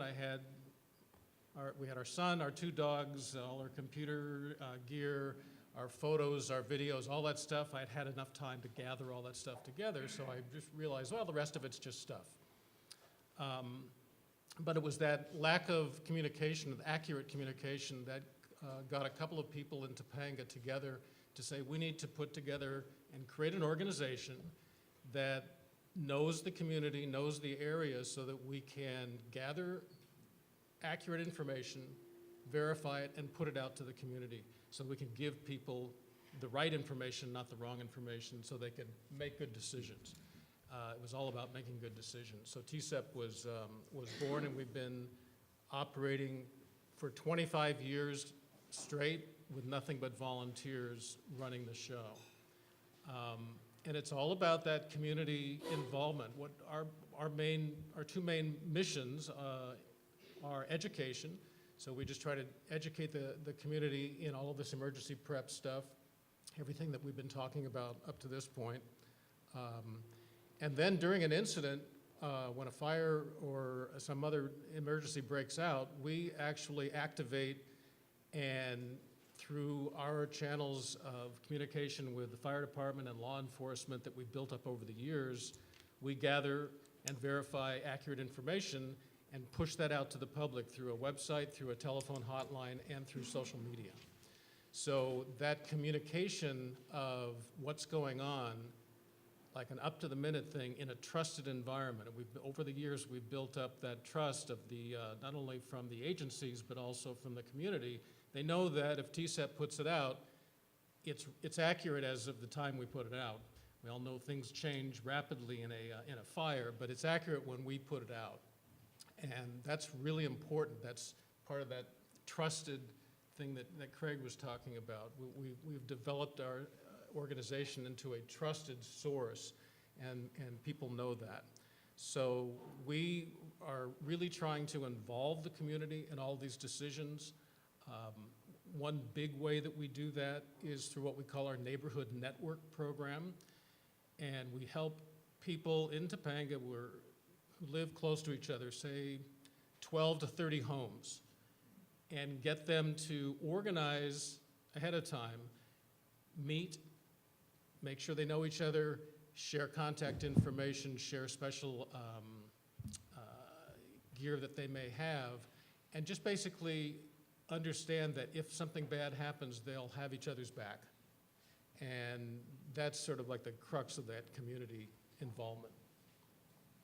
That's a very good description and answered a couple of the questions I was going to point your way, so I might come back on the communications issues. I'm going to move to Craig next and talk about some kind of big picture Australian lessons. And then Beth, I'll come back to you after Craig on this question of individual versus community responsibility and how to engage on that. So Craig, specifically the question that I picked out of this packet that I think is important right now is, what's your Australian experience at how to involve all of the key stakeholders and bring them together to kind of get a strategy to move forward? It's really interesting because every community is different in every aspect. Their leadership's different, their fabric's different, the perceived risk, the reality of risk is different. Between my short understanding of what's been achieved through Scott and Beth's leadership is something that is up there. The guide is I've read it, it's a very good guide in my eyes. What we have done is about legislation, and this might be where, I'm not saying this is right, you need to think about this though. So we've got a new piece of emergency management legislation for 2020. It's in the Parliament at the moment being debated, and it rejigs the planning arrangements that says the state require a plan, the state of Victoria. each of the 79 municipalities require a plan. And in between the municipalities and the state, there is 8 regions. Now, we haven't got counties like yourself, so we've got 8 regions that are government regions that the municipalities participate in, and underneath that there are 79 municipalities. So there's a state plan, there's a regional plan, and there's municipal plans. However, what we've written in this piece of legislation that is new, that there is community plans. It doesn't say that every community needs a plan. It's up to the municipality to do a risk assessment and say, that community that's on the coast needs a coastal plan, that community needs a fire plan, that community needs whatever it is based on the risk of the community. But it's not hierarchical, it's not telling the community they need it, it's a discussion with the community about they have it. If there's a plan, it's got some frameworks to it. And this still hasn't been quite worked through because there's different communities. There's ones that are urban communities, structured, suburbia. There's small townships, but there's also the hamlets that are sort of spread agricultural communities. They might only have a community hall or a fire station and probably a volunteer fire station. That might be the fabric of it. It probably hasn't got a school or a bank. They go somewhere else for those things. So they're different. And so we've written it generically enough and put some guidelines in underneath about how that will work. So, but the issue is the plan. So a plan's only as good as the engagement of the community, the discussion to have, the understanding of the values of the community, understand the capabilities, understand what they can do as a community, which reaches down, I think, to your next question, what's expected on a property owner or an individual or a family unit to do. And there is all of that decision making, where they get local information, how they connect, but it's about what you can do in the prevention works of the emergency, in this one, bushfire. How do you do that defendable space stuff? Roadside fire prevention becomes a huge issue for us, and I don't know whether that's an issue within the counties here, but roadside fire prevention is a big issue about, and I haven't heard it mentioned here, it's a significant issue about how the roads are used to prevent a fire from travelling or starting and travelling, but it's also got to do with access and egress. A lot of our roads have been vegetated right up to the roads, and next minute trees fall down at the wrong time and we lock people in. So all of a sudden, even before the fire comes, the wind will go through and knock the trees down. All of those issues, they're there. So understand that, talk about it. The challenge I've got, and I keep challenging people about, is the issue to do with what is a plan and how do you get a plan? Because in this day and age, not every community, and you touched it, Beth, we're all busy. We're busy, busy, busy, busy, and then you want us to come to how many meetings to develop a plan? Really? How do you do it just in time? How do you get a just in time, share it, put together Thursday, and we share it, and it's available next Thursday because we've done the work. It's not meeting after meeting after meeting. We love that, apparently. So all those things. So it's got to be smart. It's got to be a new way to do it, and we've got to be smarter at it, but it's really critical. And the last comment I'll make, and then we'll go, questions will get you there, volunteers. Don't ever underestimate the value of a volunteer. Never underestimate. We've just done some work on what we call the 3 Vs. What's a volunteer? The person. You saw that laugh, my 3 Vs. I've got 3 Ds and I've got 3 Vs, so I've got all these. So the 3 Vs is volunteer the person, volunteerism, the culture, and what is volunteering, the activity. So you've got people, but what's the activity? And there's a culture about volunteers. If you're a part of Red Cross, there's a certain culture within Red Cross. If you're in a football club, a volunteer in a football club, there's a certain culture that goes with football clubs. Understanding cultures of those volunteer organisations, which are some of the trusted networks, but understand the value of the person and what they bring. Because all of a sudden, we're all in the football club or we're all in the Red Cross, but understand that these people have got intellect. They can be the smartest person in their job, but they don't want to tell you this when they're volunteering in their community. How do you tap into that resource and use it effectively? And volunteers are so important. And I think we're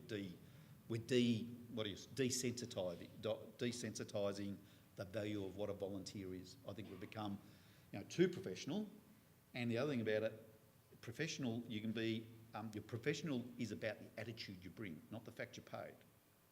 So professionalism is the attitude you bring, and you can be a professional volunteer because you are bringing your profession in a volunteer world. And I just went through a heap of things there, Kate, like You seriously, did. lots of things, but this subject is big and it's got to be a growth industry. It's got to be a growth industry. Yeah. Thank you to each of you. We have reached a point where it's time to wrap up.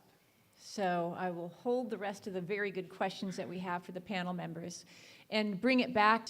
Deborah, you're the timekeeper. Do we have time for a few audience questions? Two questions. It's two hands. I see Sabrina, but she's been a speaker. So purple in the back, Doug, I believe. And any others? You got it, Sabrina. Oh, you're giving it to your neighbor. Thank you. So Doug, and then you. Hi, I'm Doug Bevington. I'm with the Leonardo DiCaprio Foundation. And I had a question for the California panelists about the role of California state government and funding in supporting local community preparation and particularly home retrofits. Now, we just recently released a report called A New Direction for California Wildfire Policy, Working from the Home Outward. We were really struck by how much more impact per dollar you could have by resources going to retrofit homes. But it seems like when we look at where the state is currently putting fire-related resources, it's forest and vegetation modification, it's big funding for aerial tankers at a point where the benefits of that are very questionable. I recommend the LA Times piece from Sunday on that subject. And I was wondering if instead more resources were going to focus on community preparation and particularly home retrofits, what would be useful for you in terms of how the state could help your community? And we'll try to keep it to a minute and a half answer. So through our home ignition zone evaluation program, where we've gone to, the 170 odd homes, I've got to tell you that most of what we see that would create an ember resistant, I'm not trying to make a flame-proof home, is really housekeeping. And so it's maintenance. It's cleaning off the roof. It's cleaning out the gutters. It's filling in little cracks, knowing to close the dog door as you're evacuating, bringing in your cushions on red flag days. So these are not money things. People can do this without funding. Changing out vents, well, we talk about a 1/8 inch mesh that you can buy at Home Depot, and it's easy to install and it makes a huge difference. On a money front, I think that there is things that can be done in terms of helping people retrofit houses, but before that really does you any good, that makes people think that they're now safe. It's like they thought that there'd be a fire truck in their driveway, and we're telling them there's not going to be that, so they go and get this money, they do their retrofitting, and they think they're safe, but they're not doing the maintenance, so that retrofitting doesn't do any good yet. I think it's also a question of, there's so much talk about defensible space. I know everybody in Topanga knows all about that, and it's all about brush clearance and all that thing. I think there hasn't been enough emphasis on the home hardening, and so people don't really know about it that much. And I think from a policymaker standpoint, government officials and whatnot need to emphasize that more to the individual homeowners so they understand that it's really from the home out. As people think if they do their defensible space, their brush clearance, then they're fine. And they don't even know about fireproof vents, or they haven't thought about the fact that there's leaves in their gutter. And so that's an education thing, and that's something we try to do on the community level. Thank you for both of you. Both of you. I want to say a personal thank you to the panelists, to Craig, and to each of the audience members, many of you whom I know and just haven't had a chance to say hello to today. My time as your facilitator is over, and I'm turning the microphone over to the host of the event, Tree People's founder and president, Andy Lipkis.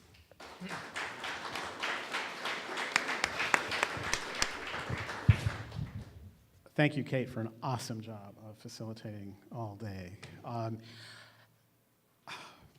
It's my job to wrap up, and I'm not going to leave you feeling good It is great that we came together. This is so critical. But I want to underscore two major themes and put a fine point on how much we need to do. It is good news that we're here. It is good news that we're getting this conversation started. The paradigm that we're living in, that we still, all of us believe and hope there's going to be a rescuer who's going to have that fire truck in our driveway, who's going to show up, that paradigm is over. Yes, we'll still see it. We will still see that happening, but in the big events, they're not going to be there, and our people don't believe it. It's very hard to accept that. And so I want to talk about that, both the community side and water, very, very briefly, because our goal at this event was to carry a new vision forward about the people here having to lead this shift. And all of this comes from the fact that it was proven to work in Australia. So very quickly, I was some years ago in Beijing for a meeting, had another Angelino with me. He received, this is in August, he receives a call from his wife in Los Angeles, who lives 4 miles away from here, near Mulholland. Said, I left the house, went down to Ventura Boulevard to buy some milk, and there's a fire. The pets are stuck at home. What do I do? She's calling her husband in Beijing to find out what to do. She can't get home. And he turns to me, nearly in tears, saying, what's going to happen? I said, well, you needed to meet with your neighbors. So there is a great writer, Rebecca Solnit, who says in this new age of climate intensity, it's your neighbor who's going to save you, or you who's going to save your neighbor. And until we flip everything that we do to have people understand that. So the DiCaprio Foundation question was brilliant and exactly right on, where we need to put the resources to achieve resilience, saving lives and all of that. We need to really activate community like never before. And think about the Santa Rosa fire. That's the new fire mode, right? Starts at 2 in the morning. People smelled smoke. Their human sensors were on. They smelled smoke. They called the fire dispatchers who didn't have record of a fire. And winds are blowing at 50 miles an hour. Their sensors, which were not educated to say what that meant, they at least called the fire department and they were told, we've got no fire. You must be okay. Now, so not good information right at their hands. Now, there hadn't been a dispatch yet, so it's not clear that a central dispatch system would have worked, but intelligence and training so people know how to respond, know how to use their sensors, and to inform people when that happens is critical. We haven't even mentioned that today. We are all active sensors who can save our communities. Then the next challenge. If they hadn't met with their neighbor and they ring the doorbell to try to wake them up, it's 2 in the morning, fire's moving fast. They have 30 to 45 seconds, some of them. If they haven't met with their neighbor and had the discussion about what to do when this happens, do I have permission to break down your door or throw a rock through your window? The chance that there might be a loaded gun on the other side is going to make them pause or leave or get both families killed. It's that real.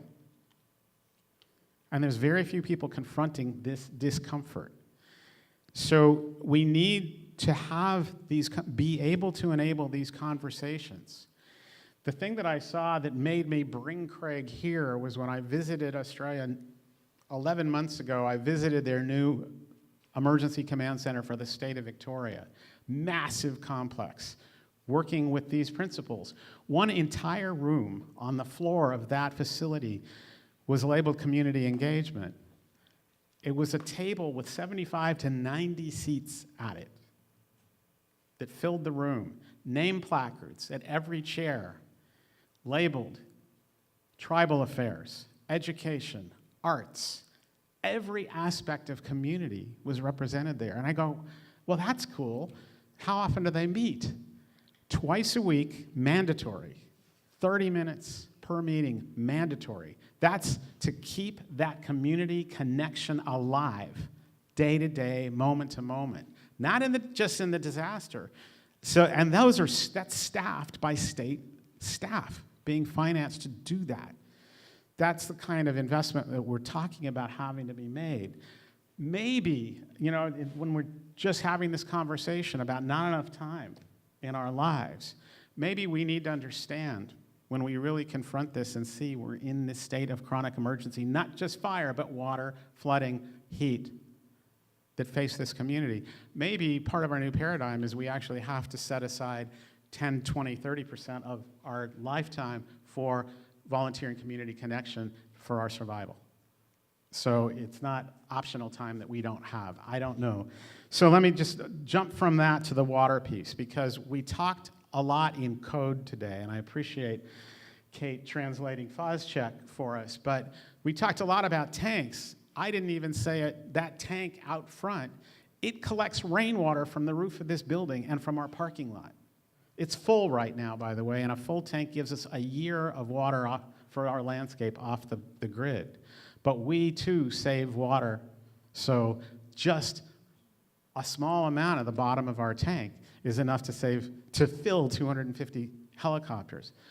David, the reason why he's here, besides that he's brilliant and has that stuff, his home, he put in 3 5,000-gallon tanks, I think filled with rain water, right? Not water that's imported from Sacramento, off-the-grid water. I learned from him and watched him during the fire. When the fire department came for that first run, they took that water. They didn't just save his home, they saved 20 homes, or was it 30? And that created the network. That was him making the private investment to have water that could be used for private and public good. That kind of system can be deployed in homes across our cities. The Australia model that's so important to underscore here is that when the drought started, there was rainwater collection and tanks in the suburbs and out in the countryside. What Australia did was innovate and invest in incentives to make it cheap and easy for homes to get it. Today, 30% of the homes in metropolitan Melbourne and in Sydney, 30% of the homes have rain tanks that can be used for emergency water, for firefighting, and all kinds of stuff like that. We could do that. We're not making that investment. And we need to think about that, because that is, in fact, where the investment will save lives quickly and do all kinds of other things like that. So those are 2 takeaways I hope will plant seeds in your mind to grow roots. This conversation is really just getting started. This group is about policy change. And unfortunately, it's on our shoulders, because the public expects that you're going to do it all. They've been promised that you're going to do it all. From the fire services, they expect, because you've always been the heroes, the first responders, that you're going to save them. And, I was on the Governor Brown's first earthquake preparedness task force when we realized that government's not going to be around not just for 3 days, but it's going to be 5. No one wanted to hear that message, and no one really took it to heart, because we want to trust our saviors, our first responders. We have to break that. It may not be the fire services who organize this community engagement, but we sure need you to reinforce that we're your backup now. We need you all to be connected. So that's the takeaway. And that's the good news, is we can respond. We have energy. We need each other. We get better, healthier, stronger when we hold hands and when we connect. And it crosses all the dots that, Craig, you laid out in terms of our vulnerability, including the pain, the drug addiction, and everything else. We are the net.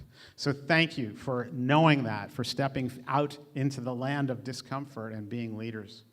We're here to work together with you. And by the way, tomorrow night we're at Malibu City Hall, and we were cautioned. We're going to run into a lot of very hurt, very angry people who felt the promise was broken.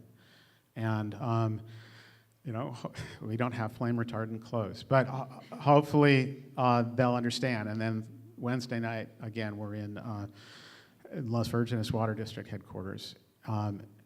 And we're going to try to carry this message to them, and we will speak about the fact that you are here, and we hope that they'll be able to get beyond the pain and the broken promise and be able to get on board.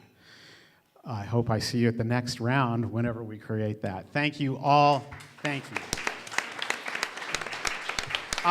The people who produced this, I want to have them stand and take a bow, but Deborah Bloom, our Senior Director of Policy, Antoine. Other Tree People staff, just quick stand up so they see, the network of people who held and made this thing happen. Thank you very much. Have a good, safe drive home. There's a lot of cookies and things to make you feel good while on the road. Take care.